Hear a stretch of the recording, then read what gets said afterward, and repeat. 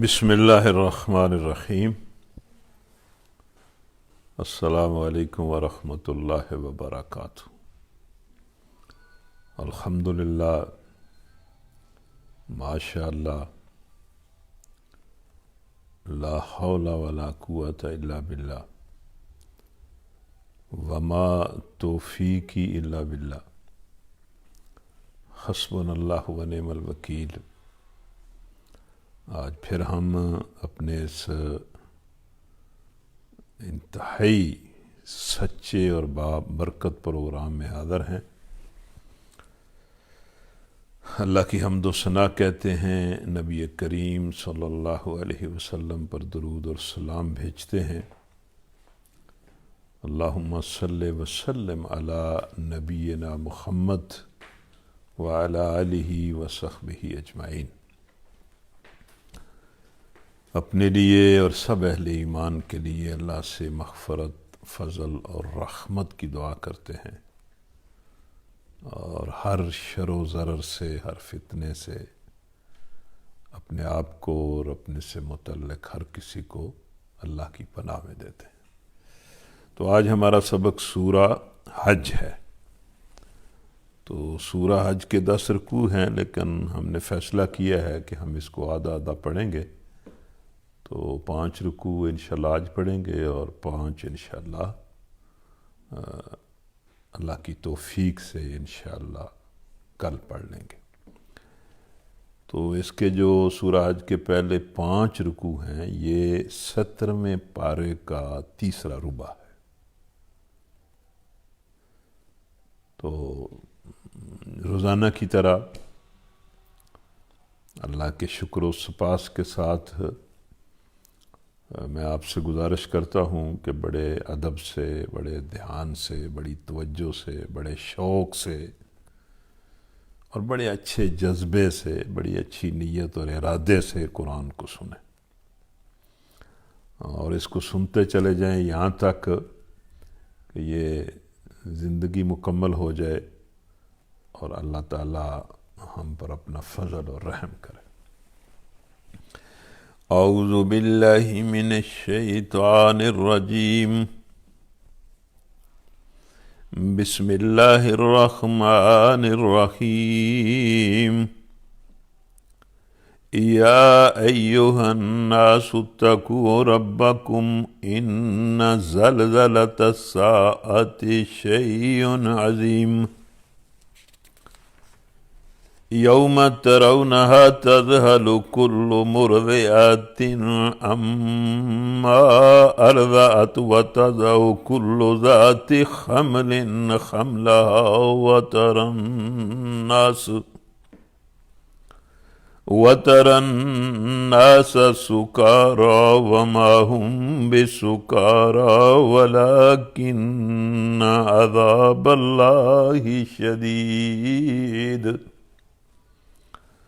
وَمِنَ النَّاسِ مَن يُجَادِلُ فِي اللَّهِ بِغَيْرِ عِلْمٍ وَيَتَّبِعُ كُلَّ شَيْطَانٍ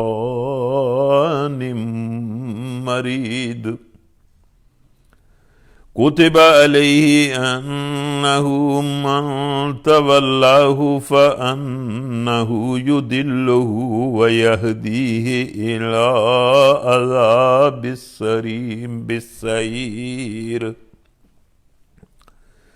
يا أيها الناس إن كنتم في ريب من البعث فإنا خلقناكم من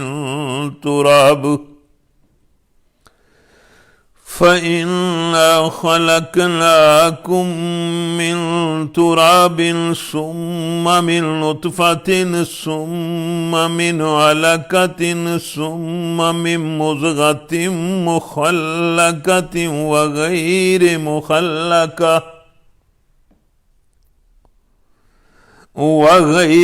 مخلقة لنبين لكم، وَنُقِرُّ فِي الْأَرْحَامِ مَا نَشَاءُ إلى أجل مسمى ثم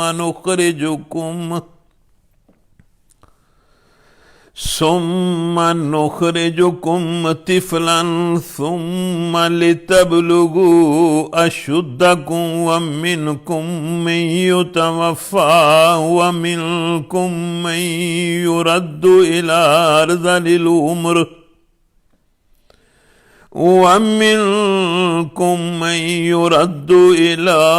أرذل العمر لكي لا يعلم من بعد علم شيئا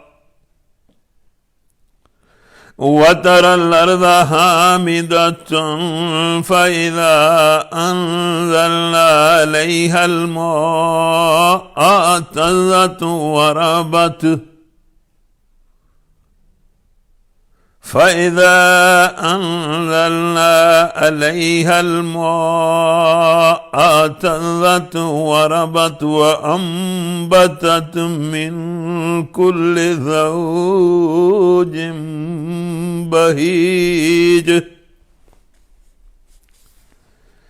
ذلك بأن الله هو الحق وأنه يحيي الموتى وأنه على كل شيء قدير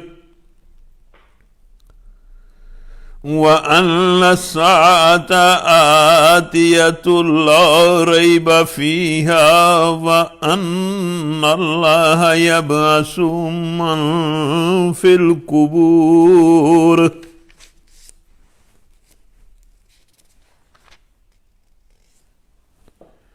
ومن الناس من يجادل في الله بغير علم ولا هدى ولا كتاب منير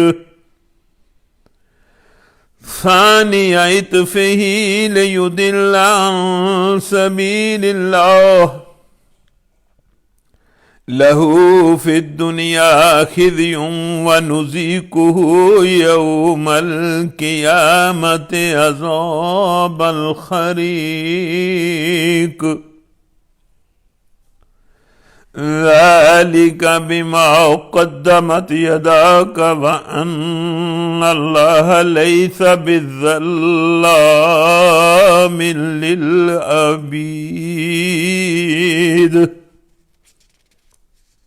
صدق اللہ العظیم۔ الحمدللہ، اللہ کا شکر ہے کہ ہم قرآن پڑھ رہے ہیں، قرآن سمجھ رہے ہیں۔ اللہ تعالیٰ ہمارے سینوں کو قرآن کی سمجھ کے لیے کھول دے، ہمیں وہ جذبہ اور وہ ہمت عطا کرے کہ ہم قرآن کو اپنا امام بنا کر اسی کے اتباع میں زندگی گزاریں، اور قرآن کو اللہ تعالیٰ ہمارے لیے دنیا میں بھی بے حد و حساب برکات کا ذریعہ بنائے، اور آخرت میں بھی اس قرآن کو ہمارا شفیع بنائے، ہمارا سفارش کرنے والا بنائے۔ تو یہ سورہ حج کا پہلا رکوع ہے، لوگو اپنے رب کے غضب سے بچو، یعنی اللہ کا غصہ، اس کا غضب، اس کی ناراضگی معمولی چیز نہیں ہے۔ وہ بادشاہ ہے، بادشاہ حقیقی ہے، اسے پورا اور ہر شے پر اختیار ہے، تمہاری پیشانیوں کے بال اس کے دست قدرت میں ہیں، وہ جو چاہے تمہارے ساتھ کر سکتا ہے۔ اگر وہ کسی نقصان میں مبتلا کرنا چاہے تو کوئی طاقت اس کا ہاتھ نہیں پکڑ سکتی، اور اگر کوئی وہ نفع دینا چاہے تو ساری دنیا کے انسان بھی مل کر اس نفع کو روک نہیں سکتے۔ تو لوگوں اپنے رب کے غضب سے بچے، سارے انسانوں کو اللہ تعالیٰ کہہ رہا ہے۔ اسی سے یہ بات ظاہر ہوتی ہے کہ یہ قرآن مجید جو ہے یہ صرف مسلمانوں کے لیے نہیں ہے، بلکہ یہ تو سارے انسانوں کے لیے ہے۔ پہل بھی جب نبی صلی اللہ علیہ وسلم تشریف لائے تو انہوں نے جن لوگوں کو قرآن سنایا وہ کوئی مسلمان تو نہیں تھے، وہ تو سارے غیر مسلم تھے، وہ ایمان سے ناواقف لوگ تھے۔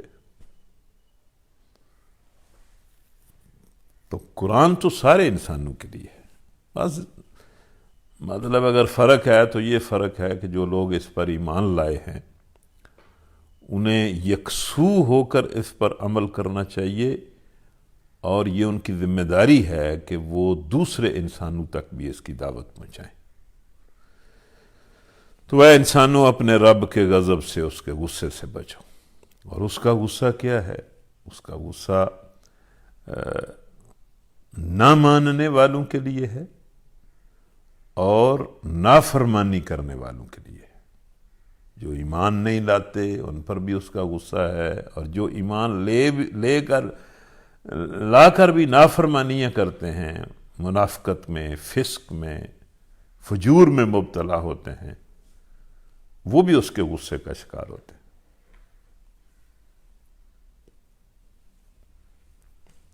اور ویسے تو دنیا میں بھی وہ اپنے غصے کا اظہار کر سکتا ہے، تنبیہ کر سکتا ہے، پکڑ سکتا ہے، فرد کو بھی، قوم کو بھی، اور اس نے لوگوں کو پکڑا ہے اور لوگ اس کے عذاب میں مبتلا ہوئے ہیں۔ لیکن اس کی پکڑ کا جو سب سے بڑا دن ہے وہ قیامت کا دن ہے، جب ہر کوئی جو ہے وہ اپنے انجام کو پہنچے گا۔ اور یہ بات آپ دھیان سے سن لیں کہ ہم سب کے ساتھ بھی اور سارے انسانوں کے ساتھ بھی دو میں سے ایک معاملہ ضرور ہو جائے گا، یا اللہ تعالیٰ اس کو معاف کر دے گا، فَيَغْفِرُ لِمَن يَشَاءُ وَيُعَذِّبُ مَن يَشَاءُ، یا اس کو عذاب دے گا۔ ان دو میں سے ایک معاملہ ہو جائے گا۔ تو اس کے عذاب کا، اس کی سزا کا جو سب سے بڑا دن ہے وہ قیامت ہے۔ اس آیت میں جس کو اللہ تعالیٰ نے فرمایا کہ ان زلزلۃ الساعۃ شیء عظیم، کہ قیامت کا زلزلہ بڑی ہولناک چیز ہے۔ یعنی جب قیامت شروع ہوگی، اس کا پہلے ہی مطلب نفخہ ہوگا تو پوری کائنات پر سراسیمگی طاری ہو جائے گی اور ایک زلزلہ برپا ہو جائے گا۔ اور اس زلزلے اور اس ہنگامے میں سورج اپنی شکل بدل دے گا، ختم ہو جائے گا، چاند ستارے ٹوٹ جائیں گے، زمین اپنی حالت بدل دے گی، اور پہاڑ زمین سے اٹھ کر جو ہے وہ روئی کے گالوں کی طرح جو ہے وہ چلنا شروع، بڑی وحشتناک حالت ہوگی۔ اور دوسرا نفخہ جب ہوگا تو سارے انسان مر جائیں گے، اور تیسرا نفخہ جب ہوگا تو سب انسانوں کو اٹھا لیا جائے گا۔ تو یہ پہلے نفخ صور کی بات ہے کہ ایک زلزلہ برپا ہو جائے گا۔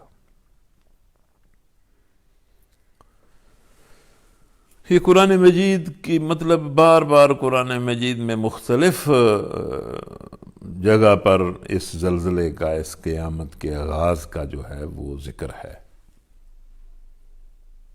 فَإِذَا نُفِخَ فِي الصُّورِ نَفْخَةٌ وَاحِدَةٌ وَحُمِلَتِ الْأَرْضُ وَالْجِبَالُ فَدُكَّتْ دَكَّةً وَاحِدَةً فَيَوْمَئِذٍ وَقَعَتِ الْوَاقِعَةُ، بس جب سور میں ایک پھونک مار دی جائے گی اور زمین اور پہاڑ اٹھا کر ایک ہی چوٹ میں توڑ دیے جائیں گے تو وہ واقعہ عظیم پیش آ جائے گا۔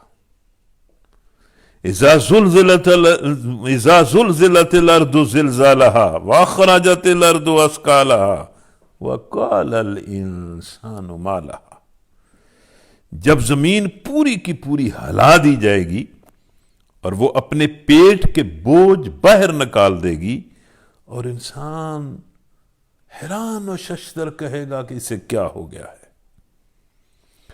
یوم ترجف الراجفۃ تتبعها الرادفۃ قلوب یومئذ واجفۃ ابصارها خاشعہ.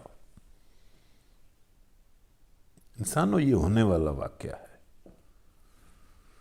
جس روز ہلا مارے گا زلزلے کا ایک جھٹکا اور اس کے بعد دوسرا جھٹکا، اس دن دل کانپ رہے ہوں گے اور نگاہیں خوف زدہ ہو جائیں گی. اذا رجت الارض رجا وبست الجبال بسا فکانت ہباء منبثا. جس روز زمین جھنجھوڑ ڈالی جائے گی اور پہاڑ ریزہ ریزہ ہو کر غبار کی طرح اڑنے لگیں گے. تو لوگوں وہ تمہارے نتیجے کا دن ہوگا اور بالکل تمہارے قریب ہے، تمہارے ساتھ ہے. جو ہی موت آئے گی وہ شروع ہو جائے گا. تو اللہ کے غضب سے بچو، اس کے کفر، اس کے ساتھ شرک، اس کی نافرمانی، اس کے احکام سے بے نیازی اور اعراض اور غفلت نہ برتو. اور اس روز تم اسے دیکھو گے، حال یہ ہوگا کہ ہر دودھ پلانے والی اپنے دودھ پیتے بچے سے غافل ہو جائے گی اور ہر حاملہ کا حمل گر جائے گا. اتنی خوف کی کیفیت ہوگی اور اتنا پوری فضا کے اندر وہ خوف چھا جائے گا کہ ایک ماں جس نے اپنے سینے کے ساتھ بچے کو لگایا ہوا ہوگا، تفسیروں میں لکھا ہے کہ وہ دودھ پلا رہی ہوگی، اور جب وہ قیامت برپا ہو جائے گی تو اتنی خوف کی فضا ہوگی کہ وہ ماں اپنے بچے کو خود پھینکے گی اور بھاگ اٹھے گی اور اسے اپنے جگر گوشے کا کوئی ہوش نہیں رہے گا. اور لوگ تم کو مدہوش نظر آئیں گے، مطلب کسی کو ہوش نہیں رہے گا، حالانکہ وہ نشے کی حالت میں نہیں ہوں گے، بلکہ اللہ کا وہ عذاب اور اللہ کا وہ قیامت کا مرحلہ ہی ایسا سخت ہوگا. اللہ تعالی ہمیں ایمان اور تقوی کے ساتھ اس دنیا سے لے جائے، اور اللہ ہماری طرف سے ایمان کو اور نیک اعمال کو قبول کرے اور ہمیں قیامت کی سختیوں سے بچائے. ہمارے بچوں کو، ہماری نسلوں کو، ہمارے متعلقین کو، اہل ایمان کو اللہ تعالیٰ بچا لے. بعض لوگ ایسے ہیں کہ جو علم کے بغیر، کوئی انہیں علم نہیں ہے، نہ کوئی ذاتی علم ہے، نہ کہیں سے کوئی علم انہیں ملا ہے، مطلب کوئی ان کے پاس علم نہیں ہے، بغیر علم کے اللہ کے بارے میں بحثیں کرتے ہیں. اللہ کے بارے میں بحث کرنے کا مطلب اس کی ذات کے بارے میں بحث نہیں ہے، اس کے حقوق، اس کے اختیارات، اس کے احکام جو محمد صلی اللہ علیہ وسلم لوگوں کو بتا رہے تھے، قرآن بتا رہا تھا. اس کے وجود کا انکار کرنے والے تو بہت شاید دنیا کے اندر نہ ہونے کے برابر ہوں گے، لیکن اس کے حق کے بندگی اور حق کے حکومت اور حق کے قانون سازی اور حق کے اطاعت اور حق کے فرما برداری کو لوگ ماننے کے لیے تیار نہیں ہیں. اپنی مرضیاں کرتے ہیں اور طرح طرح کے انہوں نے طاغوت اور مرئی اور غیر مرئی بت بنائے ہوئے ہیں جن کو وہ پوجتے ہیں. تو بغیر علم کے وہ اللہ کے اور اس کے دین اور اس کے نظام اور اس کے احکام کے بارے میں بحثیں کرتے ہیں، اور ہر شیطان سرکش کی پیروی کرنے لگتے ہیں. مطلب پتہ نہیں کون انہیں سمجھاتا ہے اور کون انہیں پھیر لے جاتا ہے اور ان کی عقل ماری جاتی ہے، اور کون انہیں لالچ دیتا ہے اور کون انہیں خوف دلاتا ہے اور کون انہیں جو ہے وہ اللہ کی نافرمانی پر آمادہ کرتا ہے؟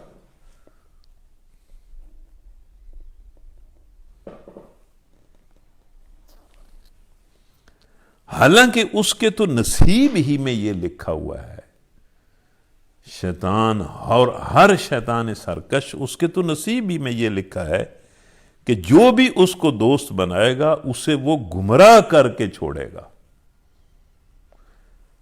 اور اسی سے یہ بات سمجھ لیں، یہ بات قرآن میں بار بار آتی ہے کہ جو بندہ، جو انسان کسی دوسرے کو اللہ اور اس کے رسول کے راستے سے ہٹاتا ہے یا ہٹانے کا باعث بنتا ہے کسی طرح بھی، وہ شیطان کا کردار ادا کرتا ہے، اور وہ شیطان ہے۔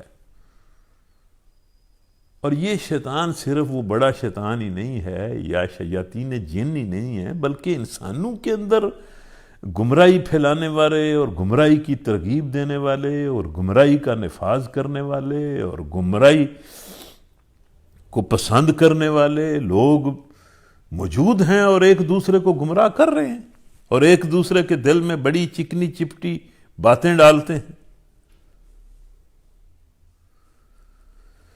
تو جو اس شیطان کا دوست بنے گا اسے تو وہ گمراہ کر کے چھوڑے گا اور عذاب جہنم کا راستہ دکھائے گا۔ لوگو، اگر تمہیں زندگی بعد موت کے بارے میں کچھ شک ہے، یا اللہ میں کوئی شک نہیں، ہم ایمان لاتے ہیں، ہمارے ایمان کو گہرا کر، مضبوط کر، لیکن اللہ کہتا ہے کہ لوگوں اگر تمہیں شک ہے تو تمہیں معلوم نہیں ہے یا تمہیں معلوم ہو۔ اب دیکھیں اللہ کیا فرماتا ہے، بھائی تمہیں ہم بات سمجھاتے ہیں، تمہیں اگر شک ہے تو اپنے شک کو دور کر کے یقین کر لو، ایمان لے آؤ۔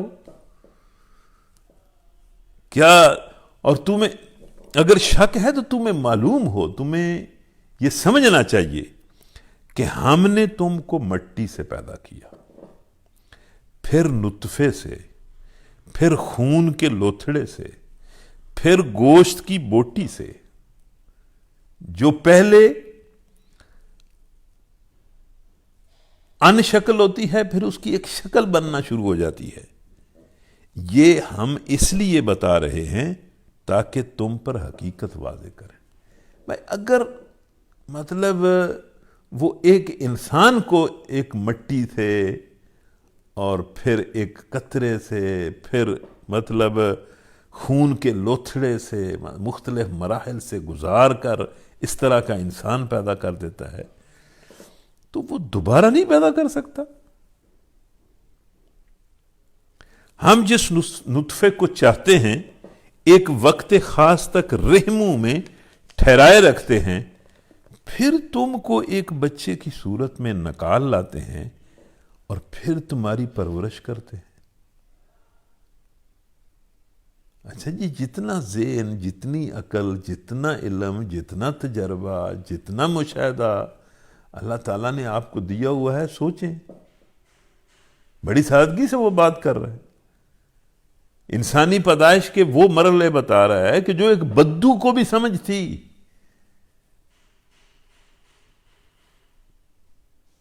کسی علم طب کی بہت زیادہ ضرورت نہیں ہے، کسی سائنس کی ضرورت نہیں ہے،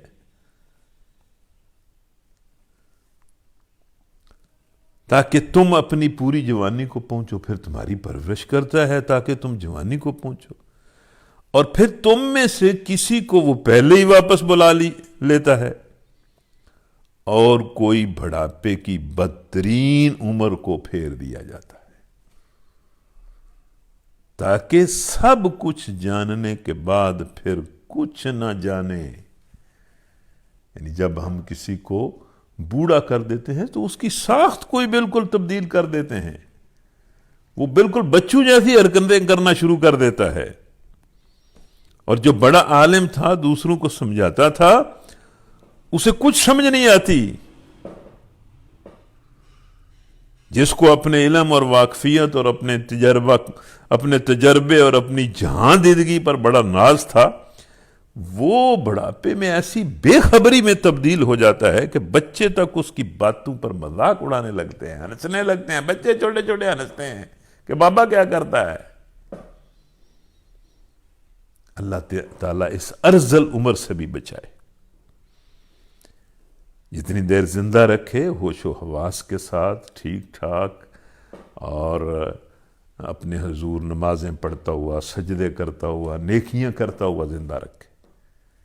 یہ جو ارذل عمر ہے جس میں بندے کو کوئی ہوش ہی نہیں رہتی، جس طرح بچہ بستر پر پخانہ کر دیتا ہے وہ بابا بھی پخانہ کر دیتا ہے، جس طرح بچے کو اٹھانے کے لیے سہارا دینا پڑتا ہے اس کو بھی اٹھانے کے لیے سہارا دینا پڑتا ہے، جس طرح بچہ کچھ نہیں کھا سکتا اور اس کی ماں اس کے منہ میں ڈالتی ہے، اس طرح وہ بابے کے منہ میں بھی ڈالنا پڑتا ہے۔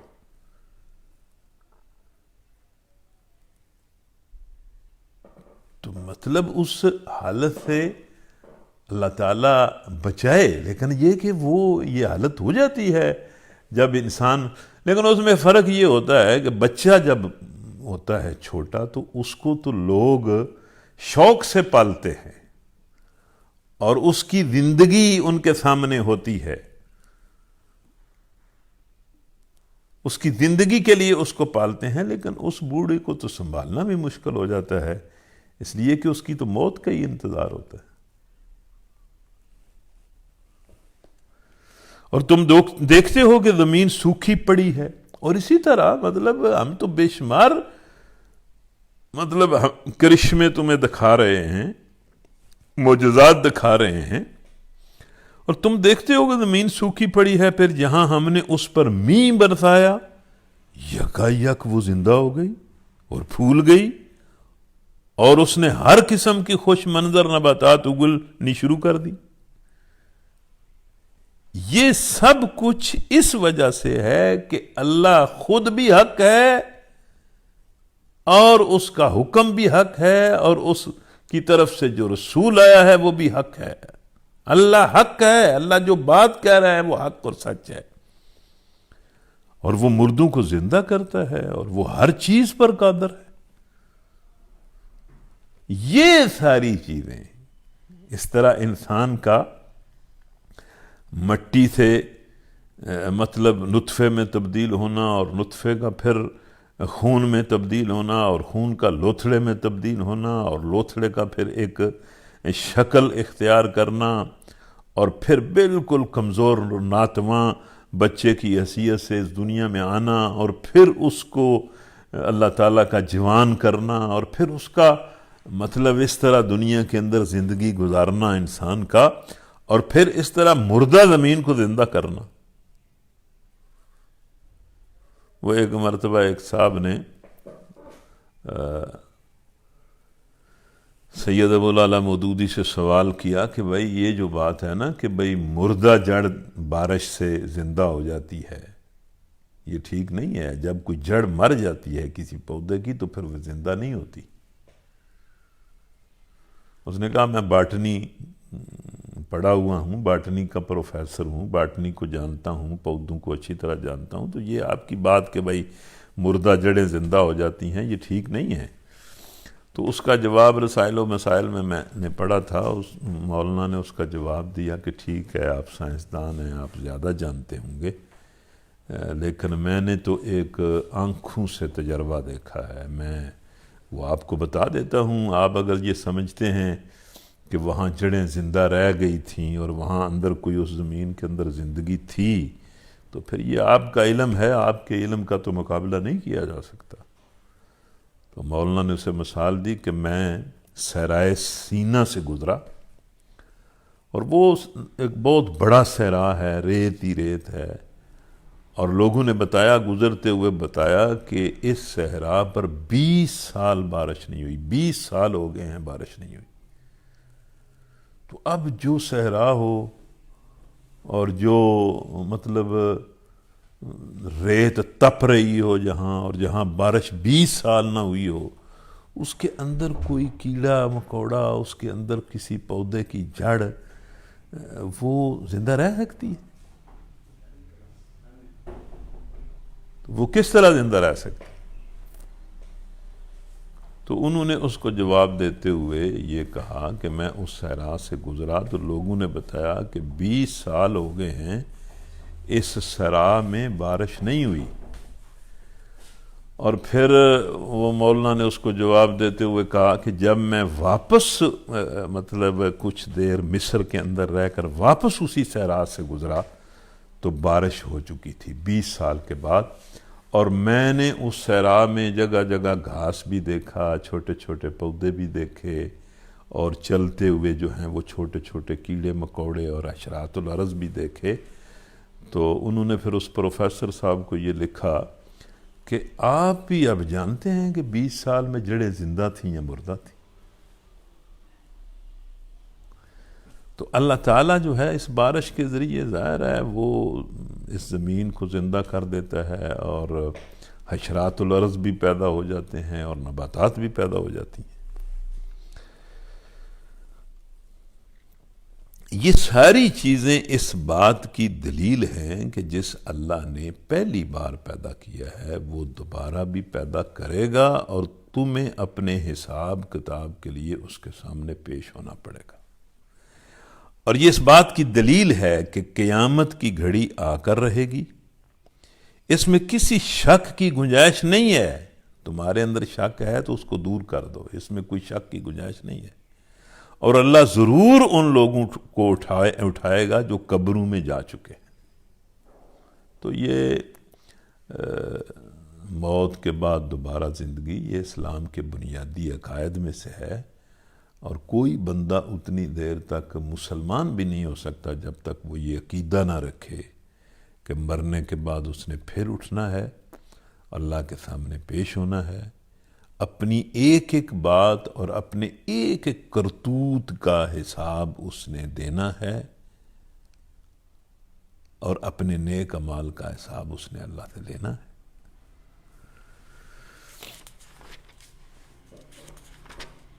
بعض اور لوگ ایسے ہیں جو کسی علم، کسی ہدایت اور کسی روشنی دینے والی کتاب کے بغیر تکبر کرتے ہیں، اکڑتے ہیں، انکار کرتے ہیں. نہ ان کے پاس علم ہے، نہ ان کے پاس ہدایت ہے، نہ ان کے پاس کوئی اللہ کی طرف سے کوئی کتاب ہے، اور ان چیزوں کے بغیر بحثیں کرتے ہیں، تکبر کرتے ہیں اور اکڑتے ہیں.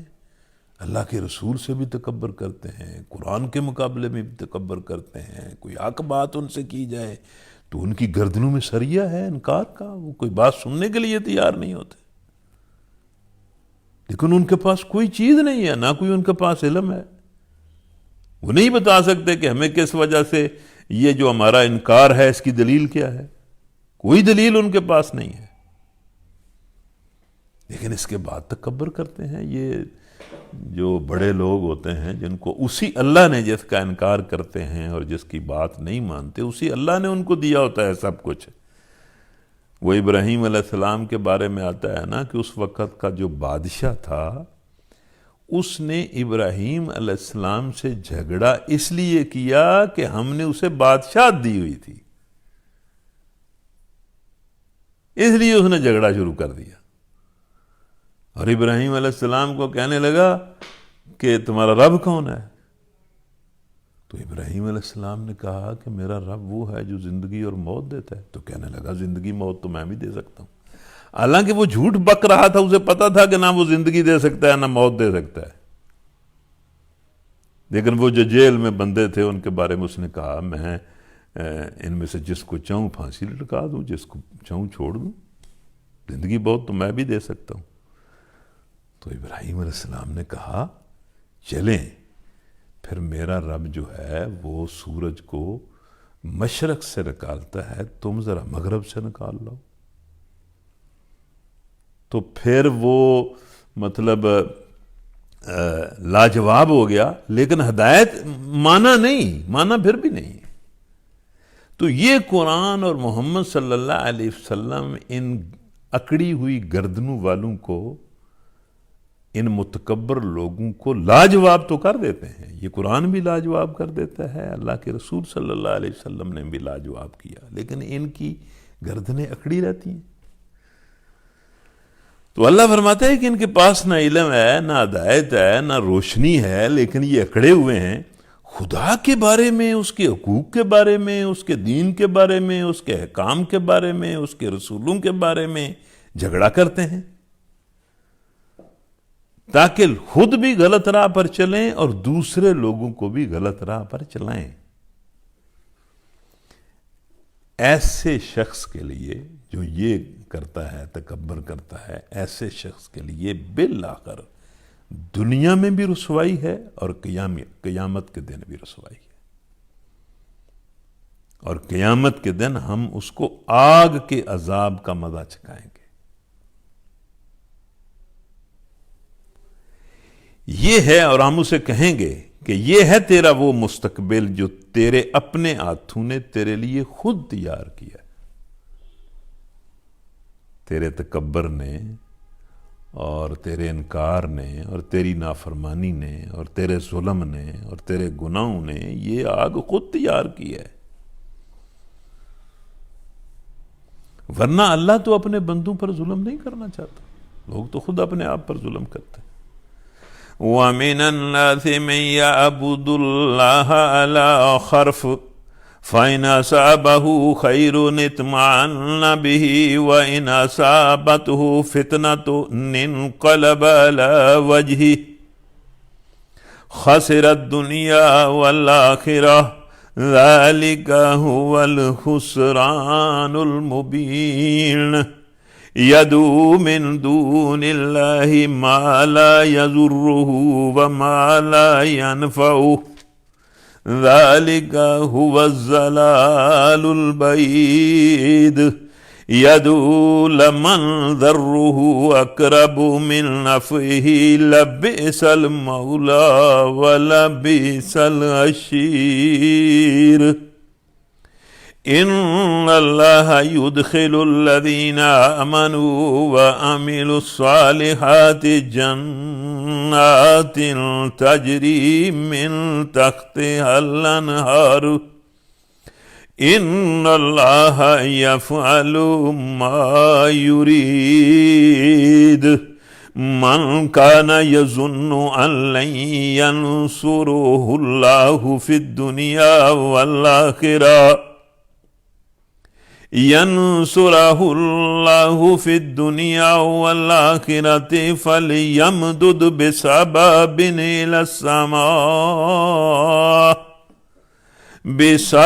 إلى السماء ثم ليقطع فلينظر هل يذهبن كيده ما يغيظ وَكَذَلِكَ أَنزَلْنَاهُ آيَاتٍ بَيِّنَاتٍ وَأَنَّ اللَّهَ يَهْدِي مَن يُرِيدُ إِنَّ الَّذِينَ آمَنُوا وَالَّذِينَ هَادُوا وَالصَّابِئِينَ وَالنَّصَارَى وَالْمَجُوسَ والذين أشركوا إن الله يفصل بينهم يوم القيامة إن الله على كل شيء شهيد ألم تر أن الله يسجد له من في السماوات ومن في الأرض والشمس والقمر والنجوم والجبال والشجر والدواب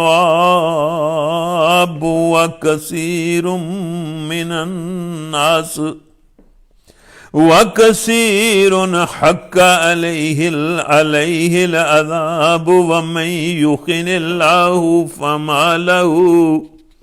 فما له من مكرم إن الله يفعل ما يشاء۔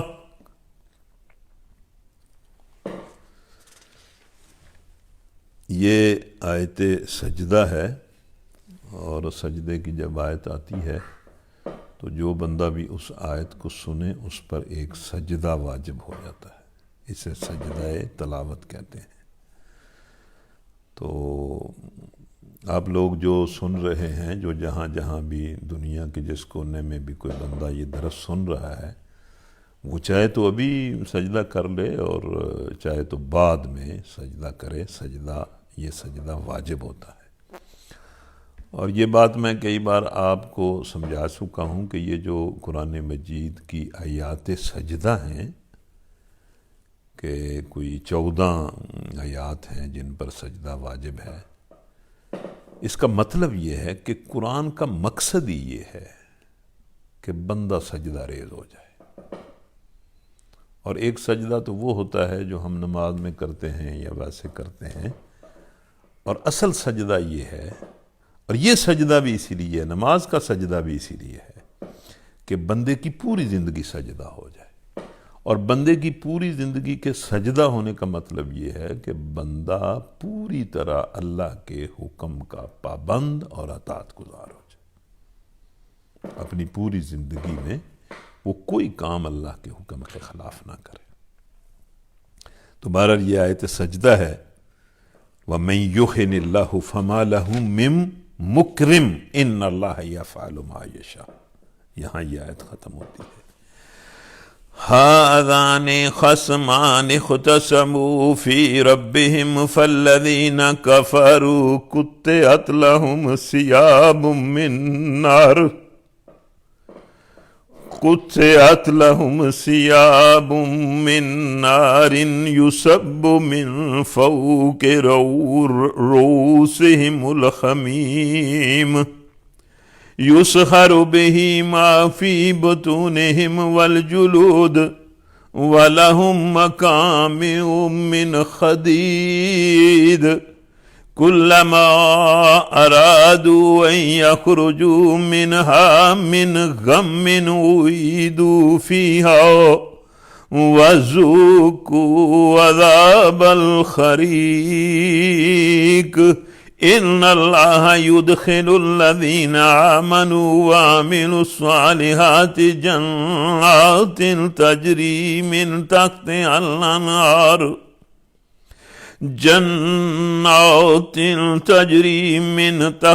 الْأَنْهَارُ يُخَلَّوْنَ فِيهَا مِنْ أَسَاوِرَ مِنْ ذَهَبٍ وَلُؤْلُؤًا وَلِبَاسُهُمْ فِيهَا حَرِيرٌ وَهُدُوا إِلَى الطَّيِّبِ مِنَ الْقَوْلِ وَهُدُوا إِلَى صِرَاطِ الْحَمِيدِ۔ تو یہ رکوع سے کچھ 2 آیتیں میں نے زیادہ پڑھ دی ہیں، کیونکہ مفسرین کا خیال ہے کہ یہ ایک ہی مضمون ہے، اور یہ وہ حصہ ہے سورہ حج کا جو مکے میں نازل ہوا، مکے کے آخری دور میں، اور اس کا اگلا جو حصہ ہے وہ مدنی دور میں نازل ہوا، جب نبی صلی اللہ علیہ وسلم ہجرت کر کے مدینہ آگے، تو اس کے اوائل میں پھر سورہ حج کا اگلا حصہ نازل ہوا۔ تو یہ دوسرا رکوع ہے، بڑے دھیان سے، بڑی توجہ سے، بڑے شوق سے، اور اس نیت کے ساتھ کہ ہم نے قرآن کے سامنے جھکنا ہے، اکڑ نہیں دکھانی، اس کی بات کو ماننا ہے اور اس کے سامنے جھکنا ہے۔ اس نیت کے ساتھ اب اس رکوع کو آپ سمجھیں۔ اور لوگوں میں سے کچھ ایسے ہیں جو کنارے پر رہ کر اللہ کی عبادت کرتے ہیں۔ کیا مطلب کنارے پر رہ کر اللہ کی عبادت کرتے ہیں؟ یہ اللہ نے کہا ہے کہ لوگوں میں سے کچھ ایسے ہیں جو کنارے پر رہ کر اللہ کی بندگی کرتے ہیں۔ اس سے مراد منافق ہے کہ وہ فوج لڑ رہی ہے، لوگ ایک دوسرے کو قتل کر رہے ہیں، اور وہ کنارے پر کھڑا ہے کہ اگر اس کی فوج کامیاب ہو گئی تو وہ شامل ہو جائے گا کہ میں بھی ساتھ تھا، اور اگر معاملہ دوسرا ہوتا ہے تو بھاگ جاتا ہے۔ یہ کنارے پر ہے۔ یہ ہر منافق جو ہے یہ اسلام پر عمل اس طرح کرتا ہے کہ اگر تو اسلام پر عمل کرنے سے اس کا کوئی فائدہ ہوتا ہے، اس کو کچھ ملتا ہے تو ٹھیک ہے، اور اگر کوئی اسلام کے لیے قربانی دینی پڑتی ہے تو مکر جاتا ہے، بھاگ جاتا ہے کہ قربانی میں نہیں دیتا، نہ میں کوئی مال کی قربانی دے سکتا ہوں نہ جان کی قربانی دے سکتا ہوں۔ تو یہ اس طرح کے لوگ اب تو خیر منافقوں کا کوئی شمار ہی نہیں ہے، اب تو دین کے ساتھ منافقت کرنے والے بے شمار ہیں، لیکن اللہ کے رسول کے زمانے میں بھی ایسے لوگ تھے کہ جب کوئی فائدہ ہوتا ہوا نظر آتا تھا تو ٹھیک ہے ہم تمہارے ساتھ ہیں، اور جوں ہی کوئی قربانی دینی پڑتی تھی تو بھاگ جاتے تھے۔ یعنی انہیں ایسا اسلام نہیں چاہیے تھا کہ جو ان سے کوئی جانی مالی خواہش کی قربانی لے، انہیں ایسا ایمان چاہیے تھا کہ جو انہیں کو فائدہ دے اور ان کی خواہشات کو کچھ نہ کہے۔ تو ایسا تو نہیں ہے، یہ جو اللہ ہے، اللہ کا دین ہے، یہ تو بندے سے ہر برائی کو چھڑاتا ہے اور ہر نیکی کا اسے حکم دیتا ہے کہ کر۔ تو یہ ہے کہ کچھ لوگ کنارے پر اللہ کی بندگی کرتے ہیں، اگر فائدہ ہوا تو مطمئن ہو گیا، اور اگر کوئی مصیبت آ گئی تو الٹا پھر گیا۔ مطلب یہ کوئی بات سمجھنی سمجھانی کو بہت زیادہ مشکل نہیں ہے۔ اللہ اس منافق کے بارے میں کہتا ہے کہ اس کی دنیا بھی گئی اور آخرت بھی گئی۔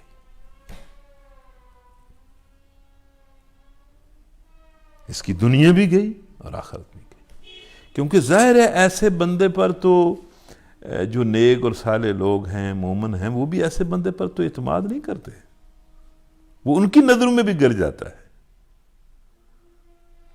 اور جو اللہ ہے وہ بھی ایسے بندے کو تو انعام نہیں دیتا، لوگوں کی نظروں میں بھی یہ لوگ گر جاتے ہیں، اللہ کی نظر میں تو اور زیادہ گر جاتے ہیں۔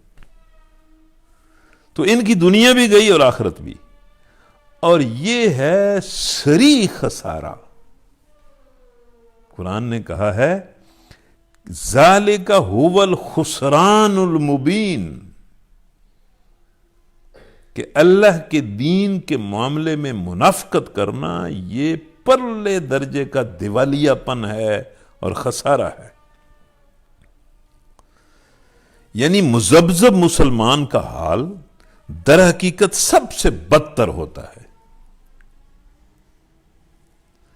کافر اپنے رب سے بے نیاز، آخرت سے بے پرواہ، قوانین الہی کی پابندیوں سے آزاد ہو کر بڑی یکسوئی کے ساتھ دنیا کے پیچھے بھاگتا ہے، جو کافر ہے۔ تو ایسا کافر چاہے اپنی آخرت کو ضائع کر دے لیکن دنیا کچھ نہ کچھ بنا لیتا ہے، اور مومن جو خالص ہوتا ہے پورے صبر کے ساتھ، عزم کے ساتھ، جرت کے ساتھ اللہ کے دین کی پیروی کرتا ہے۔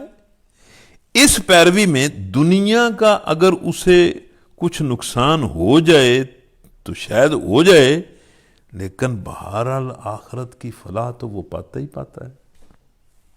لیکن یہ منافق مسلمان نہ اپنی دنیا ہی بنا سکتا ہے اور نہ آخرت ہی میں اس کے لیے کوئی فلاح کا امکان ہے۔ دنیا کی طرف لپکتا ہے تو کچھ نہ کچھ اسے خدا کا اور آخرت کا خوف اسے پوری طرح آرام خوریاں بھی نہیں کرنے دیتا۔ خیال آتا ہے کہ یار میں مسلمان ہوں،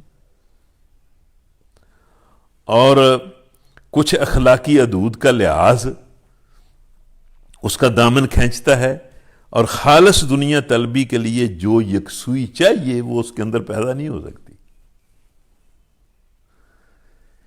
آخرت کا خیال کرتا ہے تو دنیا کے فائدوں کا لالچ اور نقصانات کا خوف اور خواہشات پر پابندیاں قبول کرنے کے لیے طبیعت تیار نہیں ہوتی۔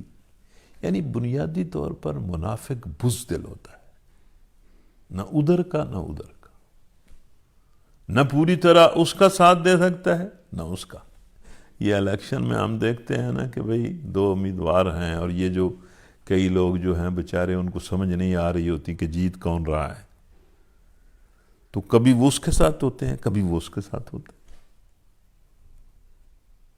اور جس کو اس نے ووٹ دیا ہو وہ اگر ہار جائے تو بالکل سب سے پہلے وہ جیتنے والے کی ویلی میں ہوتے ہیں اور کہتے ہیں ہم تو تمہارے ساتھ۔ اور ہمارے گاؤں میں جو ووٹ پڑے ہیں وہ تو ہم نے سارے ڈلوائے. مطلب یہ منافقت جو ہے یہ بزدلی اور بے غیرتی کا نام ہے. تو اللہ کہتا ہے کہ ایسا بندہ جو ہے وہ نہ اس کی دنیا نہ اس کی آخرت.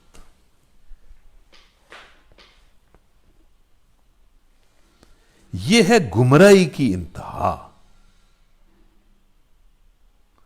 آج کل مسلمانوں کی یہی حالت ہے کہ دنیا کے مطلب فائدوں سے ڈر کر کافروں کے ساتھ لگے ہوئے.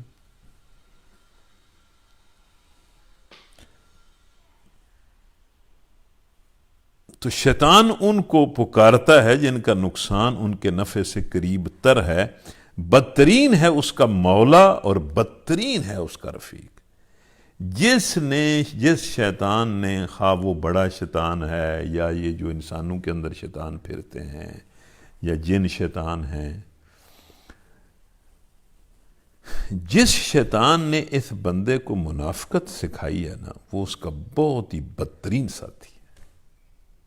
جس نے منافقت کی ہے اور کسی کو منافقت کا سبق پڑھایا ہے. اس کے برعکس اللہ ان لوگوں کو جو ایمان لائے اخلاص کے ساتھ اور جنہوں نے ایمان کا جو تقاضا ہے نیک عمل کیے. ایمان صرف مان لینے کا نام نہیں ہے. یقیناً ایسی جنتوں میں داخل کرے گا جن کے نیچے نہریں بہہ رہی ہوں گی. اللہ کرتا ہے جو کچھ چاہتا ہے.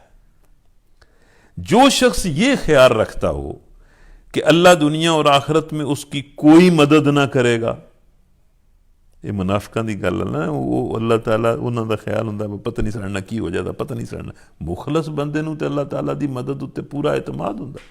اس کو تو پورا اعتماد ہوتا ہے کہ کوئی بات نہیں، یہ آزمائشیں ہیں، یہ وقت گزر جائے گا. تو منافق آدمی جو ہے اس کے بارے میں اللہ کہتا ہے کہ اگر اس کو یہ ہے کہ میری مدد اللہ دنیا اور آخرت میں نہیں کرے گا تو اللہ کہتا ہے پھر اسے چاہیے کہ ایک رسی کے ذریعے آسمان تک چڑھ جائے اور پھر دیکھ لے کہ آیا اس کی تدبیر کسی ایسی چیز کو رد کر سکتی ہے جو اس کو ناگوار ہے. مطلب یہ کہ اگر اللہ تعالیٰ نے کوئی چیز تقدیر میں لکھی ہے تو وہ تو بندے کے ساتھ ہونی ہے. اب اللہ کے راستے میں جو بندہ مرتا ہے اور موت کو قبول کر لیتا ہے اس کا کیا جاتا ہے؟ منافق کے نزدیک تو سب کچھ اس کا چلا جاتا ہے، لیکن وہ تو کہتا ہے کہ میں کامیاب ہو گیا. ایسی ہی کھلی کھلی باتوں کے ساتھ ہم نے اس قرآن کو نازل کیا ہے اور ہدایت اللہ جسے چاہتا ہے دیتا ہے. اس کا مطلب یہ ہے، اس کا مطلب یہ نہیں ہے. کچھ لوگ کہتے ہیں جی سانو اللہ نے ہدایت دینی ہوئی تو دے دے گا.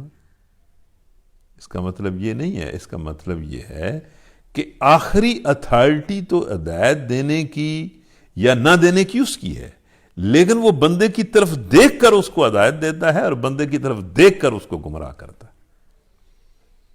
جو ضد، تکبر اور کا مظاہرہ کرتا ہے اور گمراہی کی طرف چلتا ہے تو اللہ اس کے لیے گمراہی کے راستے کھول دیتا ہے. اور جو اخلاص کے ساتھ حق کی طرف چلنا چاہتا ہے اللہ اس کے لیے حق کے راستے کھول دیتا ہے. اس لیے کہ اللہ نے اس دنیا کو آزمائش بنایا ہے. یار کسی کے لیے آزمائش.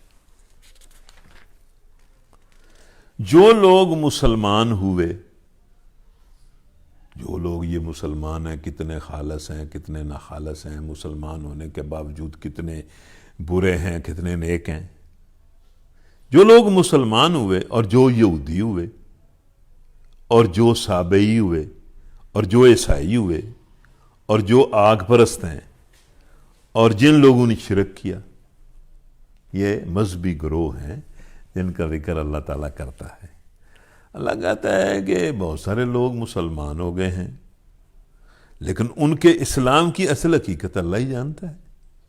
جو یہودی ہیں اور وہ بڑے دعوے کرتے ہیں کہ ہم بڑے ٹھیک ہیں، اور جو سابئی ہیں اور جو عیسائی ہیں اور جو مطلب یہ آگ کو پوچھنے والے ہیں، جس طرح ہر فرقہ ہر جماعت والا اپنی ڈھولکی بجاتا رہتا ہے کہ میں ٹھیک ہوں میں ٹھیک ہوں، دعوے کرتا ہے. لمبے چوڑے دعوے کرتا ہے. یہ ہمارے ہاں ایک مصیبت جو ہے عرصے سے چل رہی ہے کہ یہ دین میں طرح طرح کے فرقے بن گئے ہیں، وہ ایک دوسرے پر بہت کرتے ہیں کہ میں یہ ہوں جی، وہ ٹھیک نہیں ہے، میں ٹھیک ہوں، میں ٹھیک ہوں. اسی طرح سارے لوگ دعوے کرتے ہیں. اللہ کہتا ہے ان سب کے درمیان قیامت کے دن فیصلہ کر دوں گا کہ کون کیا تھا، کتنا سچا تھا اور کتنا جھوٹا تھا، اور کون جھوٹا تھا اور کون سچا تھا. ان میں اللہ تعالیٰ نے مسلمانوں کو بھی شامل کیا ہے. اس کا مطلب یہ ہے کہ بہت سارے مسلمان ایسے ہیں کہ جن کا دعویٰ ایمان کا ہے لیکن ان کا دعویٰ جھوٹا ہے. ان کا نام اللہ تعالیٰ نے یہودیوں، عیسائیوں، عیسائیوں کے ساتھ لیا ہے کہ فیصلہ کر دوں گا. ہر چیز اللہ کی نظر میں ہے، مطلب ہر چیز اللہ دیکھ رہا ہے. بھائی اللہ سے تو بندہ نیت بھی نہیں چھپا سکتا، عمل تو دور کی بات ہے. کیا تم دیکھتے نہیں ہو؟ یہ اب یہ وہ آیت ہے جس کے آخر میں سجدہ ہے. تو اللہ بندوں سے، سارے بندوں سے کہتا ہے کہ تمہیں نظر نہیں آتا؟ ہمیں بھی اللہ کہہ رہا ہے کہ دیکھو تمہیں نظر نہیں آتا. کیا تم دیکھتے نہیں ہو کہ اللہ کے آگے سر بسجود ہیں وہ سب جو آسمانوں میں ہیں اور جو زمین میں ہیں، سورج، چاند، تارے، پہاڑ، درخت، جانور، اور بہت سارے انسان، اور بہت سارے وہ انسان جن پر اللہ کی طرف سے عذاب کا بھی فیصلہ لکھا جا چکا ہے. یہ سب سر بسجود ہیں. اچھا جی، یہ کیا مطلب؟ مطلب یہ ہے کہ اس دنیا میں، اس کائنات میں سورج ہے، چاند ہے، تارے ہیں، پہاڑ ہیں، درخت ہیں، جانور ہیں، وہ اللہ کے بتائے ہوئے قاعدے ضابطے کے مطابق زندگی گزار رہے ہیں. کوئی اس کے قانون سے باہر نہیں ہے. اور اس طرح اللہ کے سامنے، اس کے حکم کے سامنے سجدہ ریز ہے. کوئی اس کی فطرت سے باہر نہیں ہے. اور بہت سے انسان، اس سے مراد یہ ہے کہ بہت سارے انسان ایسے ہیں کہ جو ایمان لاتے ہیں اور اللہ کے سامنے اپنے اختیار کے ساتھ بھی جھک جاتے ہیں، لیکن جو کافر ہیں وہ بھی ان کی آنکھ، ان کی زبان، ان کے کان، ان کا دل، ان کا پھیپھڑا اللہ ہی کے قانون کے مطابق چل رہا ہے. وہ اس لحاظ سے سجدہ ریز ہیں. ظاہر ہے ایک کافر جو سانس لیتا ہے وہ کس کے حکم کے مطابق لیتا ہے؟ اس کی آنکھ کس کے حکم سے دیکھ رہی ہے؟ اس کے کان کس کے بنائے ہوئے قانون کے مطابق سن رہے ہیں؟ وہ کفر تو کرتا ہے وہاں جہاں اللہ نے اس کو آزمانے کے لیے اختیار دیا ہے. ظاہر ہے اگر وہ چاہے کہ میرا ہاتھ دیکھنا شروع کر دے اور میری آنکھ جو ہے وہ پکڑنا شروع کر دے، یعنی ہاتھ کا کام جو ہے وہ کان سے لینا شروع کر دے اور کان کا کام جو ہے وہ ہاتھ کرنا، تو یہ کر سکتا ہے بندہ؟ یہ ہاتھ کس کے حکم پر چل رہا ہے؟ اب اس ہاتھ سے کیا پکڑنا ہے اور کیا نہیں پکڑنا یہ اللہ نے بتایا ہے. اور یہ انسان اگر اس ہاتھ سے وہ کام کرتا ہے جس سے اللہ نے منع کیا ہے تو یہ نافرمانی ہے. باقی ہاتھ، آنکھ، زبان، کان، دل، دماغ، پھیپھڑا اللہ کے قانون کے مطابق چل رہا ہے. اس لیے اللہ کہتا ہے کہ وہ لوگ بھی جو میرا کفر کرتے ہیں ان کو بھی اندازہ نہیں ہے کہ وہ بھی میرے سامنے ان کا جسم، جان جو ہے وہ سر بسجود ہے. اور جسے اللہ ذلیل و خوار کر دے وہ کسے ذلیل و خوار کرے گا؟ جو ساری کائنات سر بسجود ہے اور اس کو وہ دیکھتا ہے اور پھر اللہ کی نافرمانی کرتا ہے، اس کو اللہ ذلیل و خوار کر دے گا. جسے اللہ ذلیل و خوار کر دے اسے پھر کوئی عزت دینے والا نہیں ہے۔ یہاں ایک بڑی باریک بات ہے جس کی کچھ سمجھ آتی ہے، کچھ پھر سمجھ نہیں آتی۔ ظاہر ہے ایک دم تو ہر چیز سمجھ نہیں آ جاتی۔ اللہ نے یہاں لکھا ہے کہ عزت میں نے اصل عزت اپنے دین میں رکھی ہے۔ جو دین سے نکل گیا وہ عزت سے نکل گیا، اس کے پاس عزت نہیں ہے، وہ دھوکے میں ہے۔ اللہ کرتا ہے جو کچھ چاہتا ہے۔ تو یہاں پھر سجدہ ہے، یہاں جہاں آیت ختم ہوتی ہے یہاں سجدہ ہے۔ تو یہ تشریح تھوڑی سی لکھی ہوئی ہے، اگر آپ لوگ دھیان سے سن رہے ہیں تو سنیں۔ یہاں ذلت اور عزت سے مراد حق کا انکار اور حق کو ماننا ہے۔ یعنی حق کا انکار ذلت ہے اور حق کی پیروی عزت ہے، کیونکہ اس کا لازمی نتیجہ ذلت اور عزت کی شکل میں نکلے گا۔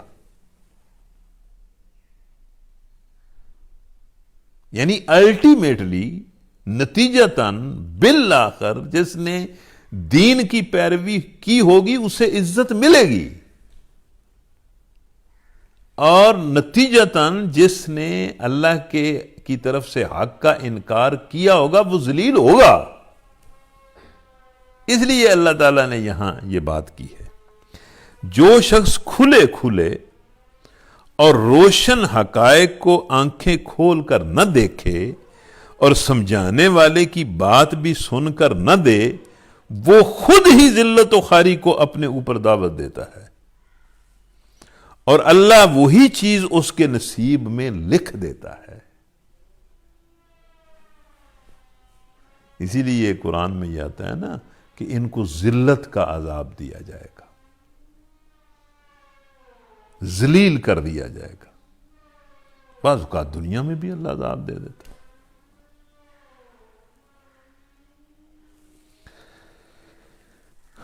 جو اس نے خود مانگی ہے، یہ ذلت اس نے خود مانگی ہے حق کا انکار کر کے، پھر جب اللہ ہی نے اس کو پیروی حق کی عزت نہ دی، یعنی حق کی پیروی کرنا خود ایک عزت ہے۔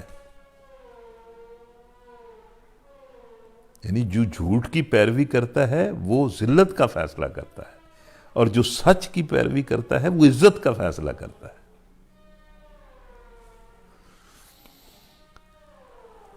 یعنی جب اللہ ہی نے اس کو پیروی حق کی عزت نہ دی تو اب کون ہے جو اس کو عزت دے گا؟ اس نے حق کی پیروی کر کے اپنے لیے عزت مانگی نہیں، تو پھر کون ہے جب اللہ اسے ذلیل کرے گا تو کون اسے عزت دے گا؟ اس کے بعد بڑی سخت آیت ہے، میں سمجھتا ہوں کہ اگلی آیت جو ہے وہ قرآن مجید کی سخت آیات میں سے ہے۔ هذان خصمان اختصموا في ربهم فالذين كفروا قطعت لهم ثياب من نار يصب من فوق رؤوسهم الحميم يسخر به ما في بطونهم والجلود ولهم مقامع من حديد كلما أرادوا أن يخرجوا منها من غم أعيدوا فيها وذوقوا عذاب الحريق۔ آج بندہ پتہ نہیں کیا ہے، اس کا دل کیا ہے، اس کا دماغ کیا ہے، پتھر ہے، لویا ہے، کیا ہے کہ یہ ڈرتا نہیں ہے۔ یہ دو فریق ہیں جن کے درمیان اللہ کے رب، اللہ کے حکم، اللہ کے دین کے معاملے میں جھگڑا ہے۔ یہ دنیا میں بالآخر دو ہی فریق ہوتے ہیں نا، ایک اللہ کا حکم ماننے والے اور اس کی نافرمانی کرنے والے۔ ٹھیک ہے، ہو سکتا ہے نافرمانی کرنے والے بہت زیادہ ہوں اور حق والے تھوڑے ہوں، لیکن دین کی بنیاد پر تو یہ دو فریق ہی بنتے ہیں نا، کچھ دین کو ماننے والے اور پھر نہ ماننے والے، اور ان کا پھر آپس میں اس حق کو باطل پر ایک جھگڑا ہے، ایک بحث ہے۔ ان میں سے وہ لوگ جنہوں نے کفر کیا. اچھا، کفر کا مطلب سمجھ لینا. کفر کا ایک مطلب ہے انکار اور دوسرا مطلب ہے نافرمانی. ایک کفر تو ابو جہل نے اور ابو لہب نے کیا ہے نا. اس نے کیا کفر کیا ہے؟ اس نے مانا ہی نہیں، مان ہی نہیں لایا. اور ایک کفر عبداللہ بن ابی اور دنیا کے منافقوں نے کیا ہے کہ انہوں نے مان لیا ہے لیکن نافرمانی کی ہے. وہ لوگ جنہوں نے کفر کیا ان کے لیے آگ کے لباس تیار ہو چکے ہیں، کاٹے جا چکے ہیں. وہ درزی کٹدا نہیں قمیض سلوار تاکہ فٹ آوے. اللہ کہتا ہے ان کے لیے آگ کے لباس کاٹے جا چکے ہیں، انہیں آگ کا لباس پہنایا جائے گا. ان کے سروں پر کھولتا ہوا گرم پانی ڈالا جائے گا جس سے ان کی کھالیں ہی نہیں پیٹ کے اندر کے حصے بھی گل جائیں گے. انہوں نے کیا سمجھا ہوا ہے؟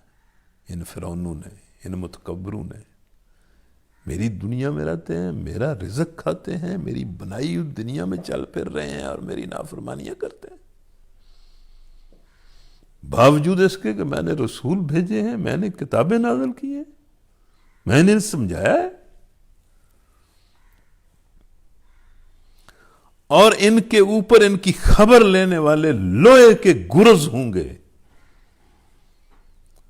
جب کبھی یہ گھبرا کر آگ سے نکلنے کی کوشش کریں گے ان کو وہی دھکا دے دیا جائے گا اور انہیں کہا جائے گا کہ چکھو اب جلنے کی سزا کا مزہ. یا اللہ ہمیں اس جہنم سے اپنی پناہ میں لے لے. یا اللہ ہمیں اس جہنم سے بچا. اور اس کے برعکس دوسری طرف کیا ہوگا؟ جو لوگ سچے دل سے ایمان لائے اور جنہوں نے اللہ کے احکام کے مطابق نیک عمل کیے ان کو اللہ ایسی جنتوں میں داخل کرے گا جن کے نیچے نہریں بہیں ہوں گی. وہاں وہ سونے کے کنگنوں اور موتیوں کے لباس سے آراستہ کیے جائیں گے. یہ سونے کے کنگن، اب ہمیں تو ایسا لگتا ہے نا کہ مرد جو ہیں وہ سونے کے کنگن کیسے پہنیں گے. یہ پرانے زمانے کے بادشاہ اس طرح کا لباس پہنتے تھے اور تخت پر بیٹھتے تھے. اللہ کہتا ہے وہاں بلال بھی یہی لباس پہنے گا اور ہم پہنائیں گے.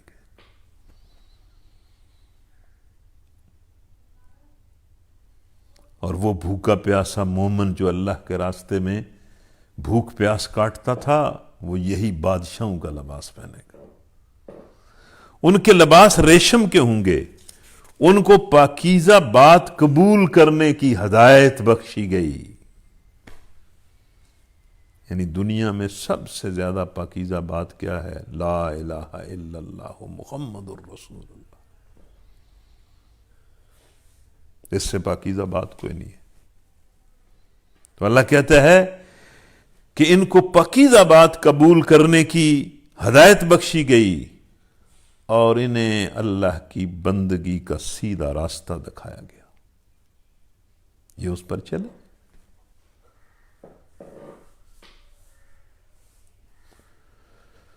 ان الذين كفروا ويصدون عن سبيل الله والمسجد الحرام الذي جعلناه للناس سواء العاكف فيه والباد ومن يرد فيه بإلحاد بظلم نذقه من عذاب أليم. وَإِذْ بَوَّأْنَا لِإِبْرَاهِيمَ مَكَانَ الْبَيْتِ أَلَّا تُشْرِكْ بِي شَيْئًا وَطَهِّرْ بَيْتِيَ لِلطَّائِفِينَ وَالْقَائِمِينَ وَالرُّكَّعِ السُّجُودِ وَأَذِّنْ فِي النَّاسِ بِالْحَجِّ يَأْتُوكَ رِجَالًا وَعَلَى كُلِّ ضَامِرٍ يَأْتِينَ مِنْ كُلِّ فَجٍّ عَمِيقٍ لِيَشْهَدُوا مَنَافِعَ لَهُمْ وَيَذْكُرُوا اسْمَ اللَّهِ فِي أَيَّامٍ مَّعْلُومَاتٍ فی ایام معلومات علی ما رزقہم من بہیمۃ الانعام فَكُلُوا مِنْهَا وَأَطْعِمُوا الْبَائِسَ الْفَقِيرَ ثُمَّ لِيَقْضُوا تَفَثَهُمْ وَلْيُوفُوا نُذُورَهُمْ وَلْيَطَّوَّفُوا بِالْبَيْتِ الْعَتِيقِ ذَلِكَ وَمَنْ يُعَظِّمْ حُرُمَاتِ اللَّهِ فَهُوَ خَيْرٌ لَهُ عِنْدَ رَبِّهِ وَأُحِلَّتْ لَكُمُ الْأَنْعَامُ إِلَّا مَا يُتْلَى عَلَيْكُمْ فَاجْتَنِبُوا الرِّجْسَ مِنَ الْأَوْثَانِ وَاجْتَنِبُوا قَوْلَ الزُّورِ حُنَفَاءَ لِلَّهِ غَيْرَ مُشْرِكِينَ بِهِ وَمَن يُشْرِكْ بِاللَّهِ فَكَأَنَّمَا خَرَّ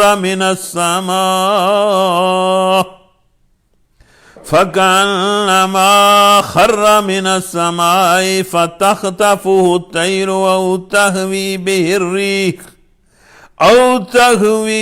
بِهِ الرِّيحُ فِي مَكَانٍ سَحِيقٍ ذَلِكَ وَمَن يُعَظِّمْ شَعَائِرَ اللَّهِ فَإِنَّهَا مِن تَقْوَى الْقُلُوبِ لَكُمْ فِيهَا مَنَافِعُ إِلَىٰ أَجَلٍ مُّسَمًّى ثُمَّ مَحِلُّهَا إِلَى الْبَيْتِ الْعَتِيقِ۔ تو یہ سورہ حج کا چوتھا رکوع ہے۔ یہ وہ آیتیں ہیں جو جب صحابہ اور نبی صلی اللہ علیہ وسلم مکہ سے ہجرت کر کے مدینہ آ گئے اور مدینے آئے ہوئے انہیں تھوڑا عرصہ گزرا تو حج کا سیزن آ گیا۔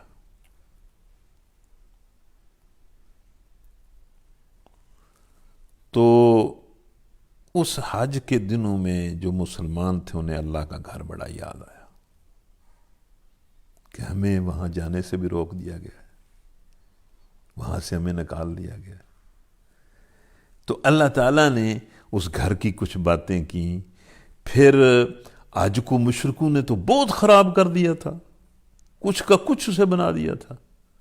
تو اللہ تعالیٰ نے اصل حج کی باتیں بتائیں کہ اصل تو میرا گھر اس لیے ہے، حج اس لیے ہے، قربانی اس لیے۔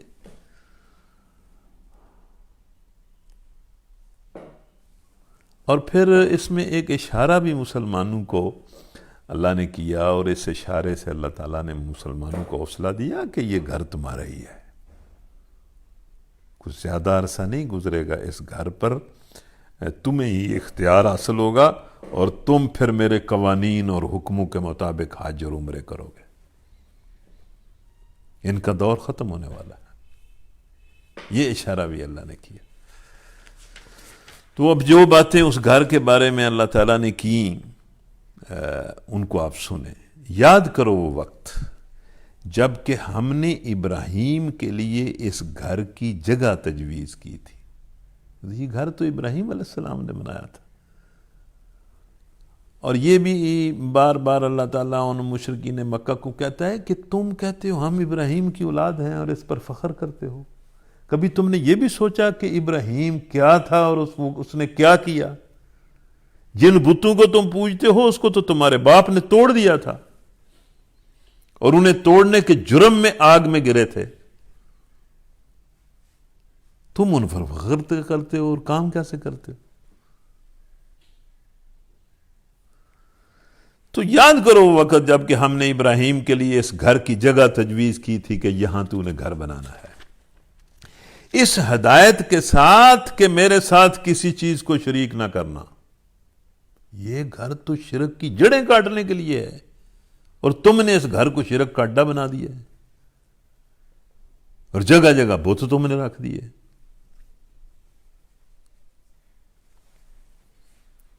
اور میرے گھر کو طواف کرنے والوں اور قیام اور رکوع اور سجود کرنے والوں کے لیے پاک رکھو۔ ہم نے ابراہیم کو کہا کہ اس کو شرک کی لعنت سے اور ہر طرح کی گندگی اور نجاست سے پاک رکھو اس گھر کو۔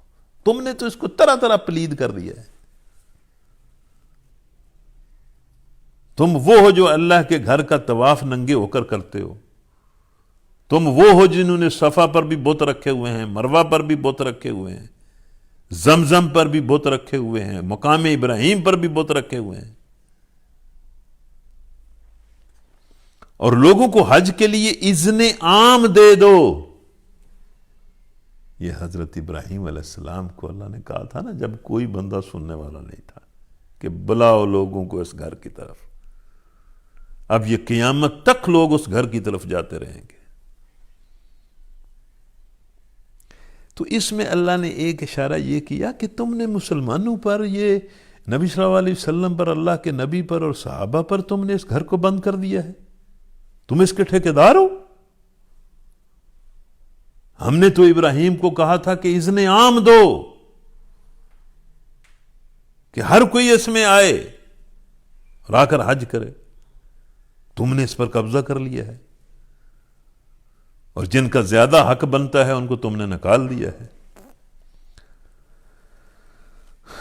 ہم نے ابراہیم کو کہا کہ لوگوں کو حج کے لیے بلاؤ، کہ وہ تمہارے پاس ہر دور دراز مقام سے پیدل اور اونٹوں پر سوار ہو کر آئیں، تاکہ وہ دیکھیں کہ ہم نے اپنے اس گھر میں کتنے فائدے رکھے ہیں، دنیا کے بھی اور آخرت کے بھی۔ اس گھر میں اللہ نے بڑی برکتیں رکھی۔ دنیا داروں کو اگر صرف دنیا نظر آتی ہے تو صرف اس گھر کی وجہ سے سعودی عرب کو کھربوں ڈالر کا زر مبادلہ ملتا ہے۔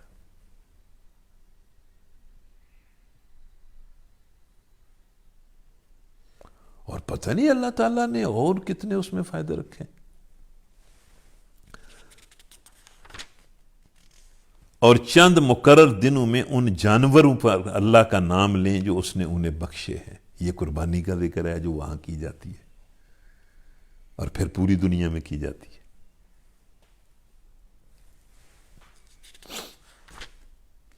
خود بھی کھائیں، تنگ دست محتاج کو بھی دیں۔ اب یہ جو اللہ نے کہا خود بھی کھائیں اور تنگ دست محتاج کو بھی دیں، اس وقت لوگوں کے اندر یہ ایک بات ان کے ذہن میں چلی گئی تھی کہ جو قربانی کرے وہ خود نہ کھائے۔ اللہ نے کہا خود بھی کھاؤ اور محتاج کو بھی دو، پھر اپنا میل کچیل دور کریں۔ اس کا کیا مطلب ہے کہ حاجی جب حج کرنے کے لیے جاتا ہے، احرام باندھتا ہے اور منا سے پھر عرفات جاتا ہے، عرفات سے پھر منا آتا ہے اور 10 کو وہ قربانی کرتا ہے، تو اس کے بعد پھر اللہ نے کہا کہ وہ احرام کھول دے، غسل کرے، جو سفر کی وجہ سے اور یہ عرفات جانے کی وجہ سے اس کے جسم پر میل کچیل لگ گئی ہے اس کو دھوئے۔ یہ احرام کھولنے کی بات ہے کہ میل کچیل دور کرے، اپنی نظریں پوری کریں، جو تم نے کوئی نظر مانی ہے اگر ان دنوں میں نیکی کرنے کی تو وہ پوری کرے، اور پھر طواف زیارہ کرے۔ یہ حج کی ترتیب جو ہے وہ اللہ تعالیٰ نے بتائی ہے کہ بھائی جانوروں کی قربانی کرنا، اس کے بعد احرام کھولنا اور سر منڈوانا، پہلے سر منڈوانا پھر احرام کھولنا اور پھر غسل کرنا اور پھر اللہ کے گھر کا طواف کرنا۔ یہ ظاہر بات ہے یہ کچھ حج کی تفصیلات بتانے کا تو موقع نہیں ہے، لیکن حج کے کچھ جو ضروری اعمال ہیں ان کا ذکر اللہ تعالیٰ قرآن میں کر رہا ہے کہ حج کا ایک عمل، ایک رکن ضروری وہ احرام باندھنا ہے، اور دوسرا رکن جو ہے وہ عرفات پہنچنا ہے، سب سے بڑا رکن، اور تیسرا رکن جو ہے واپس آ کر قربانی کر کے احرام کھول کے اللہ کے گھر کا طواف کرنا ہے۔ تو اس کا ذکر اللہ تعالیٰ کر رہا ہے۔ یہ تھا تعمیر کعبہ کا مقصد۔ اللہ کہہ رہا ہے یہ اس کا مقصد تھا، تم نے کیا سے کیا کر دیا اس کو۔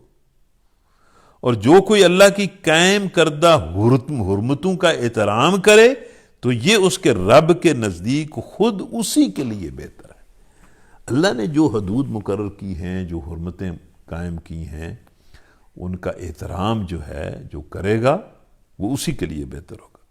اور تمہارے لیے مویشی جانور حلال کیے گئے ما سوائے ان چیزوں کے جو تمہیں بتائی جا چکی ہیں، یعنی پہلے یہ آیت نازل ہو چکی ہے. اللہ تعالیٰ نے یہ مویشی قسم کے جانور جو ہیں وہ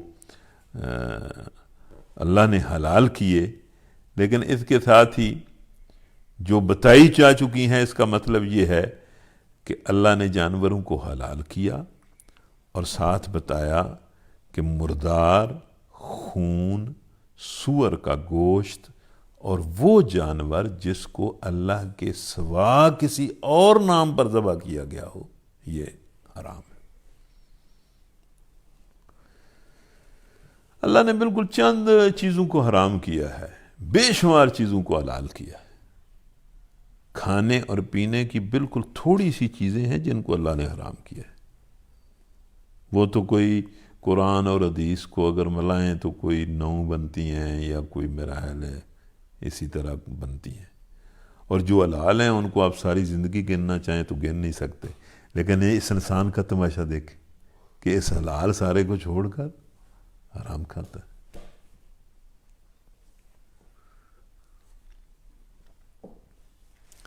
پس بتوں کی گندگی سے بچو.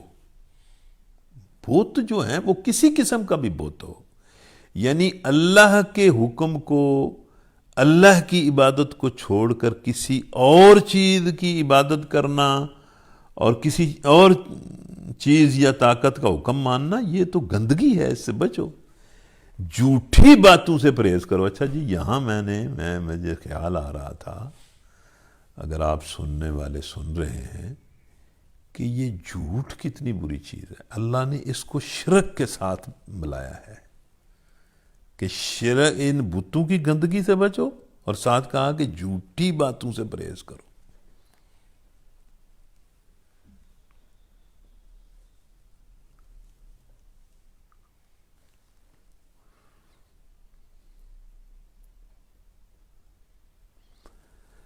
اگرچہ یہ الفاظ عام ہیں کہ بھائی جھوٹی باتوں سے پرہیز کرو، اور اس سے ہر جھوٹ، بہتان، جھوٹی گواہی کا حرام ہونا ثابت ہوتا ہے، یعنی ہر جھوٹی بات کی بات ہے. مگر اس سلسلہ کلام میں خاص طور پر اشارہ ان باطل عقیدوں، احکام اور رسوم اور اوہام کی طرف ہے جن پر کفر و شرک کی بنیاد ہے. اللہ کے ساتھ دوسروں کو شریک ٹھہرانا اور اس کی ذات، صفات، اختیارات اور حقوق میں اس کے بندوں کو حصہ دار بنانا، وہ سب سے بڑا جھوٹ ہے. یعنی شرک سب سے بڑا جھوٹ ہے، شرک کی کوئی بنیاد نہیں ہے جیسے یہاں منع کیا گیا. پھر وہ جھوٹ بھی اس فرمان کی براہ راست زد میں آتا ہے جس کی بنا پر مشرکین عرب کچھ جانوروں کو حرام قرار دے دیتے تھے. خود ہی اللہ نے ان کو حلال کیا تھا اور خود ہی ان کو حرام کر لیتے. یہ اونٹ حرام ہے، یہ بکری حرام ہے، اور یہ جو ہے یہ گائے حرام ہے. مطلب خود ہی کہ بھئی اس طرح کی جو گائے ہے یا اس طرح کا جو، پھر وہ ان جانوروں کو بتوں پر پون کر دیتے تھے اور ان کو چھوڑ دیتے تھے. تو اللہ کہتا ہے کہ یہ بھی بہت بڑا جھوٹ ہے. اللہ تعالیٰ قرآن میں کہتا ہے کہ وَلَا تَقُولُوا لِمَا تُصِفُ أَلْسِنَتُكُمُ الْكَذِبَ هَذَا حَلَالٌ وَهَذَا حَرَامٌ لِتَفْتَرُوا عَلَى اللَّهِ الْكَذِبَ. یہ جو تمہاری زبانیں خود جھوٹے احکام لگاتی ہیں اور خود اللہ کی تعلیم کے بغیر کہتے ہو کہ یہ حلال ہے اور یہ حرام ہے، تو اس طرح کے حکم لگا کر اللہ پر جھوٹ باندھتے ہو. جو بات اللہ نے نہیں کی وہ کرتے ہو. اس کے ساتھ جھوٹی قسم اور جھوٹی شہادت بھی اسی حکم کے تحت آتی ہے. جیسا کہ صحیح حدیث میں نبی صلی اللہ علیہ وسلم سے مروی ہے کہ آپ نے فرمایا جھوٹی گواہی شرک باللہ کے برابر ہے. اب ہماری عدالتوں میں دیکھو، ہر کوئی جھوٹی گواہی دے رہا ہے، ہر کوئی جھوٹی گواہی.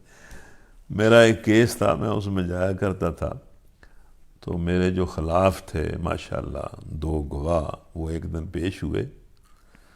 آگے آگے وکیل بالکل 100% جھوٹ بولتا جاتا ہے اور پیچھے پیچھے وہ کہتے جاتے ہیں. اور ہر کیس میں یہی ہوتا. حالانکہ جھوٹی گواہی کو اللہ کے ساتھ شرک کے برابر بیان کیا گیا ہے.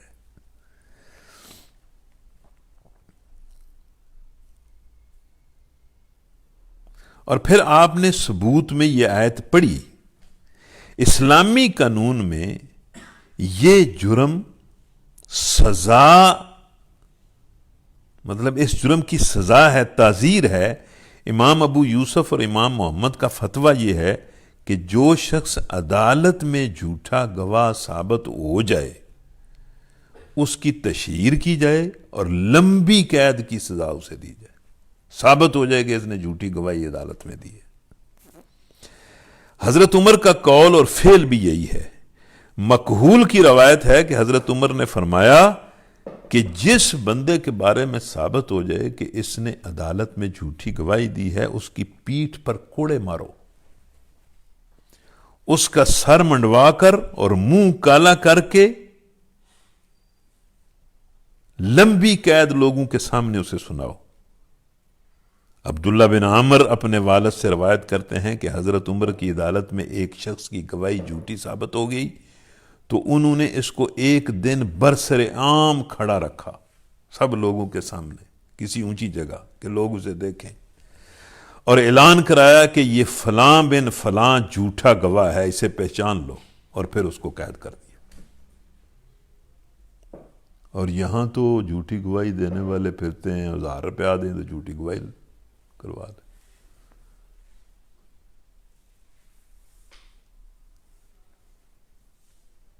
تو یہ جھوٹی گواہی، جھوٹ اور جھوٹی گواہی بہت بڑا گناہ ہے. اور جو کسی پر جھوٹ کا بہتان مارے وہ اور بڑا جھوٹا ہے.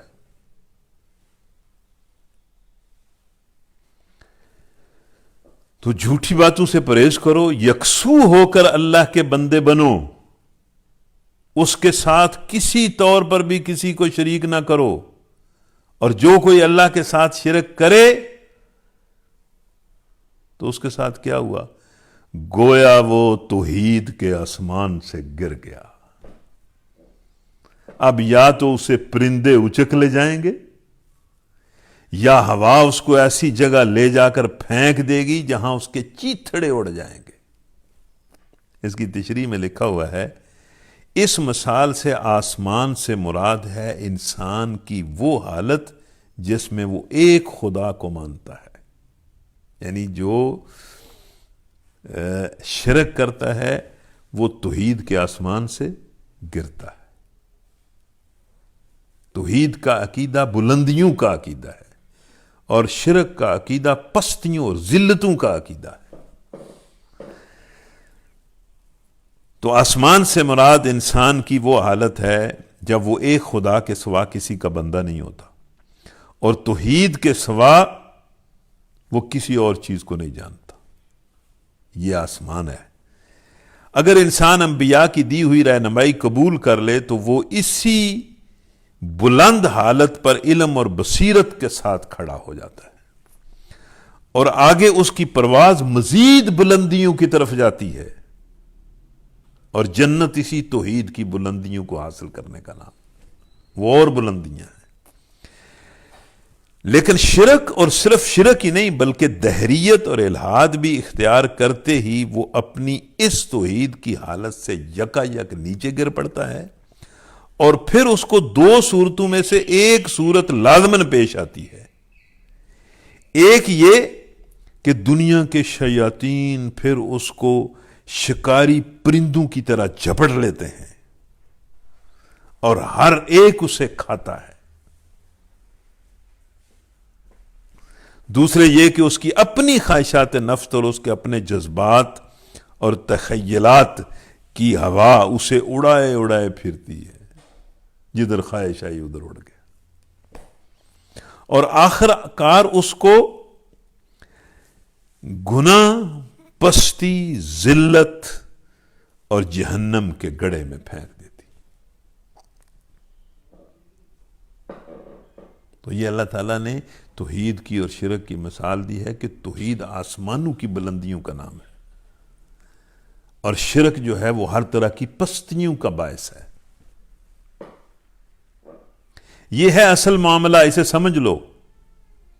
اور جو اللہ کے مقرر کردہ شاعر کا احترام کرے، شاعر کا مطلب اللہ کی بندگی کی علامات، یہ نماز ہے، یہ روزہ ہے، یہ حج ہے، یہ قربانی کے جانور ہیں، یہ مسجدیں ہیں، یہ اللہ کی بندگی کی علامات ہیں.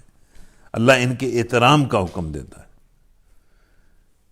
یہ داڑھی ہے، یہ بھی اللہ کے اللہ کے رسول کی سنت کی ایک علامت ہے.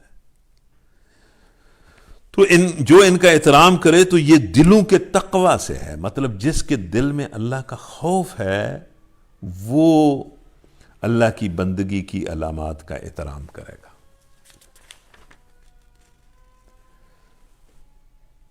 اور تمہیں ایک وقت مقررہ تک قربانی کے جانوروں سے فائدہ اٹھانے کا حق ہے. ان کا یہ بھی خیال تھا کہ بھئی جو جانور قربانی کے لیے خاص کر دیا جائے اس کا پھر دودھ نہیں پینا، اس کا پھر اس پر سواری نہیں کرنی. تو اللہ نے کہا نہیں، کوئی مسئلہ نہیں. ایک جانور جس کو تم نے قربان کرنا ہے، قربانی کے لیے خاص ہے، جتنی دیر تک قربانی اس کی نہیں کرتے اس کا دودھ بھی پئیں، اس کی اس پر سواری بھی کریں، جس طرح اونٹ ہے اس پر سواری بھی کریں. پھر ان کے قربان کرنے کی جگہ اس قدیم گھر کے پاس ہے، یہ وہاں جو قربان گاہ ہے اس کا ذکر ہے. باقی یہاں جو قربانیاں ہم دیتے ہیں، وَلِكُلِّ أُمَّةٍ جَعَلْنَا مَنْسَكًا لِيَذْكُرُوا اسْمَ اللَّهِ عَلَىٰ مَا رَزَقَهُم مِّن بَهِيمَةِ الْأَنْعَامِ فَإِلَٰهُكُمْ إِلَٰهٌ وَاحِدٌ فَلَهُ أَسْلِمُوا وَبَشِّرِ الْمُخْبِتِينَ. ہر امت کے لیے ہم نے قربانی کا ایک طریقہ مقرر کیا. ان الفاظ سے ظاہر ہوتا ہے کہ پچھلے جو انبیاء تھے ان میں بھی یہ قربانی کی عبادت اللہ نے، جس طرح نماز کی عبادت بھی کرتے تھے، زکوٰۃ کی عبادت بھی کرتے تھے، اس میں تھوڑا بہت فرق ہو سکتا ہے پہلی امتوں میں اور ہماری امتی کے احکام میں، لیکن وہ پہلے سے قربانی کا یہ سلسلہ چلا آ رہا ہے تاکہ اس امت کے لوگ ان جانوروں پر اللہ کا نام لیں جو اللہ نے ان کو بخشے. ان مختلف طریقوں کے اندر مقصد ایک ہی ہے، پس تمہارا خدا ایک ہی خدا ہے، لا الہ الا اللہ.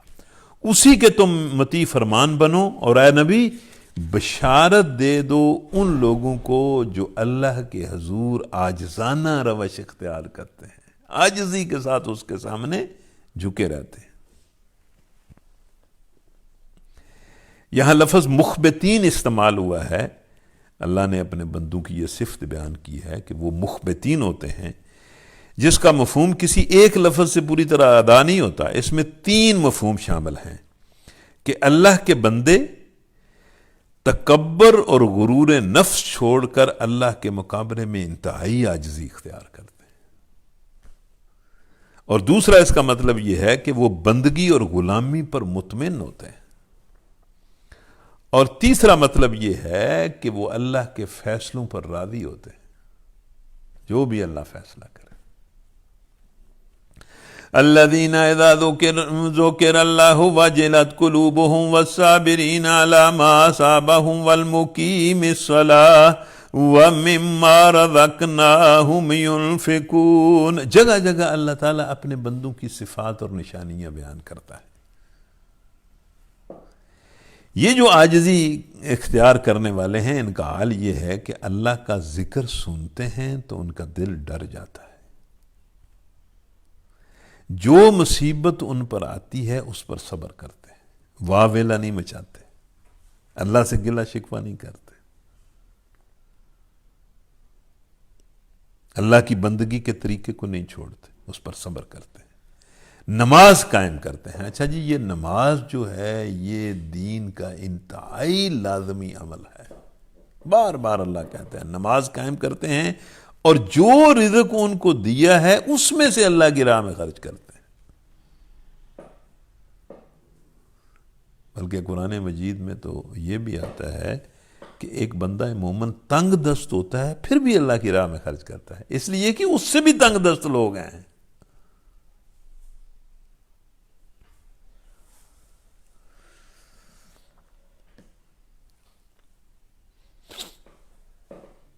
وَلَبُدْنَ جَعَلْنَاهَا لَكُمْ مِنْ شَعَائِرِ اللَّهِ لَكُمْ فِيهَا خَيْرٌ فَاذْكُرُوا اسْمَ اللَّهِ عَلَيْهَا صَوَافَ فَإِذَا وَجَبَتْ جُنُوبُهَا فَكُلُوا مِنْهَا وَأَطْعِمُوا الْقَانِعَ وَالْمُعْتَرَّ كَذَلِكَ سَخَّرْنَاهَا لَكُمْ لَعَلَّكُمْ تَشْكُرُونَ۔ اور قربانی کے اونٹوں کو ہم نے تمہارے لیے اللہ کی بندگی کی علامت بنایا ہے، یعنی قربانی کہ جو جانور ہیں وہ اللہ کی بندگی کی علامت ہیں، تمہارے لیے ان میں بھلائی ہے، بس انہیں کھڑا کر کے اللہ کا نام لو۔ اونٹ کو کھڑا کر کے ذبح کرنا چاہیے۔ نبی صلی اللہ علیہ وسلم نے منع کیا اونٹ کو بٹھا کر اور لٹا کر ذبح کرنے سے۔ اس کا بایاں جو گھٹنا ہے وہ باندھو اور اس کو 3 ٹانگوں پر کھڑا کرو اور اس کے حلق پر نیزہ مارو، اور جب قربانی کے بعد ان کی پیٹھیں زمین پر ٹک جائیں تو پھر ان میں سے خود بھی کھاؤ اور ان کو بھی کھلاؤ جو قناعت کیے بیٹھے ہیں، اور ان کو بھی جو اپنی حاجت پیش کریں۔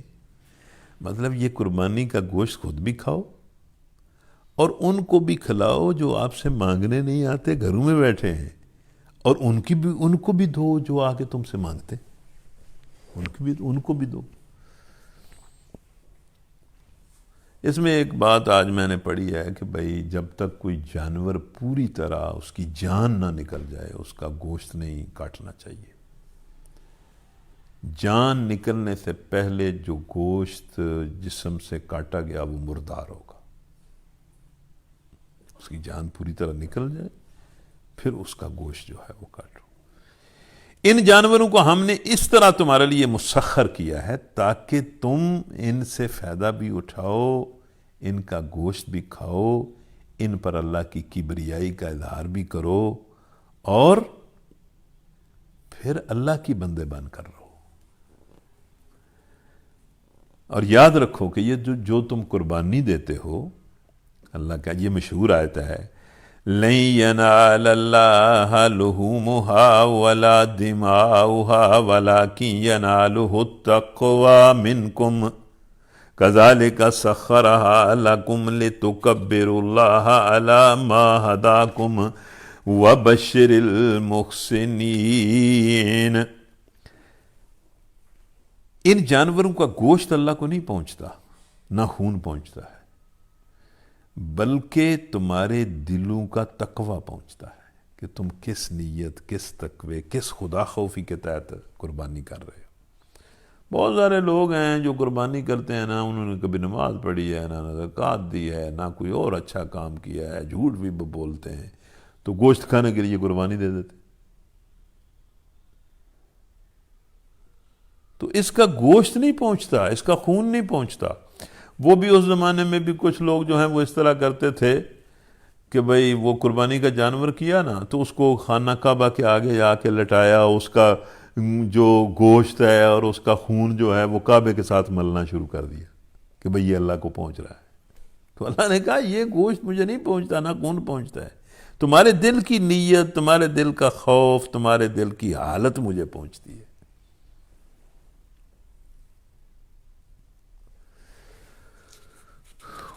اس نے ان کو تمہارے لیے اس لیے مسخر کیا ہے تاکہ اس کی بخشی ہوئی ہدایت پر تم اس کی تکبیر کرو، اور اے نبی بشارت دے دو نیکوکار لوگوں کو جو اللہ کے حکم کو اس کی سپرٹ کے ساتھ پورا کرتے ہیں۔ یہ جو ہے یہ وہ آیت ہے جس کے بارے میں کہا جاتا ہے کہ اس آیت کے ذریعے مسلمانوں کو پہلی دفعہ یہ اجازت دی کہ اب تم نے ان مشرکین کا مقابلہ طاقت سے کرنا ہے۔ اب وقت گزر گیا، اب اگر انہوں نے مطلب کو گڑبڑ کی تو پھر ان کے ساتھ جنگ کرنی ہے، اور ہم تمہارے ساتھ۔ ان اللہ یدافع عن الذین آمنوا ان اللہ لا یحب کل خوان کفور۔ یقیناً اللہ دفاع کرتا ہے ان لوگوں کی طرف سے جو ایمان لائے، اللہ دفاع کرے گا، انہیں چھڑنا نہیں، انہوں کا مقابلہ کرنا۔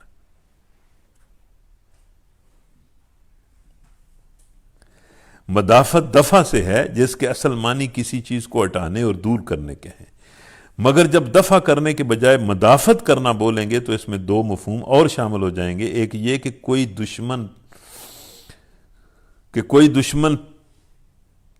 کے پاس، کسی دشمن کے پاس طاقت ہے جو حملہ آور ہو رہی ہے اور مدافعت کرنے والا اس کا مقابلہ کر رہا ہے۔ دوسرے یہ کہ یہ مقابلہ بس ایک دفعہ ہی ہو کر نہیں رہ جاتا، بلکہ جب بھی وہ حملہ کرتا ہے اس کو دفع کرتا ہے۔ ان دو مفہومات کو نگاہ میں رکھ کر دیکھا جائے تو اہل ایمان کی طرف سے اللہ تعالیٰ کے مدافعت کرنے کا مطلب یہ سمجھ میں آتا ہے کہ کفر اور ایمان کی لڑائی میں اہل ایمان اکیلے نہیں ہوتے، بلکہ اللہ خود ان کے ساتھ ایک فریق ہوتا ہے۔ وہ ان کی تائید اور حمایت فرماتا ہے، ان کے خلاف دشمنوں کی چالوں کا توڑ کرتا ہے اور موذیوں کے ضرر کو ان سے دفع کرتا رہتا ہے۔ پس یہ آیت حقیقت میں اہل حق کے لیے ایک بہت بڑی بشارت اور خوشخبری ہے جس سے بڑھ کر ان کا دل مضبوط کرنے والی کوئی دوسری چیز نہیں ہوتی۔ یا اللہ، ہم بھی تجھ سے دعا کرتے ہیں کہ ہر شر اور ضرر اور ظلم اور فتنے کے مقابلے میں ہمارا دفاع فرما، ہمیں بچا۔ یقیناً اللہ کسی خائن کافر نعمت کو پسند نہیں کرتا۔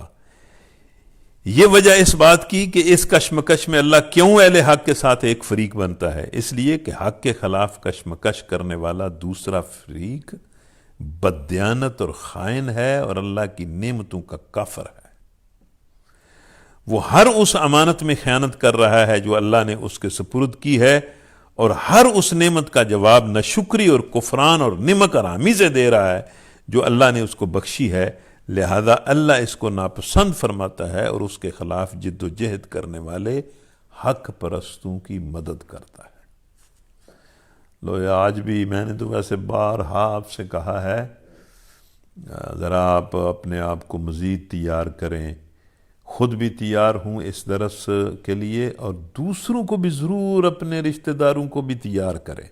کسی کو فون کر کے کہیں، کسی کو مل کر کہیں جو نیٹ کا استعمال کرتا ہے کہ وہ یہ درس سنا کرے۔ اور میں نے پہلے دن سے کہا ہے کہ اس درس کا اصل ٹائم تو 2 گھنٹے ہے، لیکن ہم کبھی 1.5 گھنٹے میں اسے ختم کر دیتے ہیں، کبھی ہم 1.5 سے بھی کم پر ختم کر دیتے ہیں، کبھی 2 میں ختم کر دیتے ہیں۔ آج جو ہے یہ 1.25 گھنٹے ہو گیا ہے، ویسے اس کا ہم نے 2 گھنٹے کا ٹائم رکھا ہوا ہے۔ تو یہ کوئی آپ کا کوئی بہت سڑا قرآن پر بہت بڑا آپ کا احسان نہیں ہے کہ آپ نے 2.25 گھنٹے قرآن سن لیا ہے۔ ایک مومن آدمی تو قرآن کے ساتھ اتنی اسے دلچسپی ہوتی ہے کہ وہ قرآن سے سیر ہی نہیں ہوتا، سیر ہی نہیں ہوتا۔ تو بہرحال اللہ تعالیٰ ہماری رہنمائی بھی کرے، مدد بھی کرے، اور اللہ تعالیٰ بہت سارے لوگوں کا دل بھی اس پروگرام کے لیے کھولے اور ہمیں توفیق دے، آسانی فرمائے، ہمارے نیٹ کو سیٹ رکھے تاکہ ہم 27ویں شب تک اس کو چلائیں۔ اور 27ویں شب میں بھی میں تو اللہ سے دعا کرتا ہوں کہ ہمیں ایک اچھا اور بڑا پروگرام کرنے کی توفیق دے، جس میں ہم اور لوگوں کو بلائیں بھی، انہیں سحری بھی کروائیں، اور یہ پوری دنیا میں لوگ جو ہیں وہ یہ قرآن کا درس بھی سنیں، اور ہم اس کے اختتام پر 27ویں شب میں اللہ سے دعائیں بھی کریں، اور اللہ ہماری دعاؤں کو قبول کرے۔ الحمدللہ رب العالمین والصلاة والسلام علی رسولہ الکریم وعلی آلہ وصحبہ اجمعین۔ ربنا آتنا فی الدنیا حسنہ وفی الآخرۃ حسنہ وقنا عذاب النار۔ یا اللہ، ایمان بہت بڑی دولت ہے، ایمان عطا فرما، ہمیں عطا فرما، ہمارے اہل و عیال کا عطا فرما، ہمارے بچوں کو عطا فرما، ہماری نسلوں کو عطا فرما۔ یا اللہ، ہمیں اور ہمارے بچوں کو، ہماری نسلوں کو شیطان مردود سے بچا۔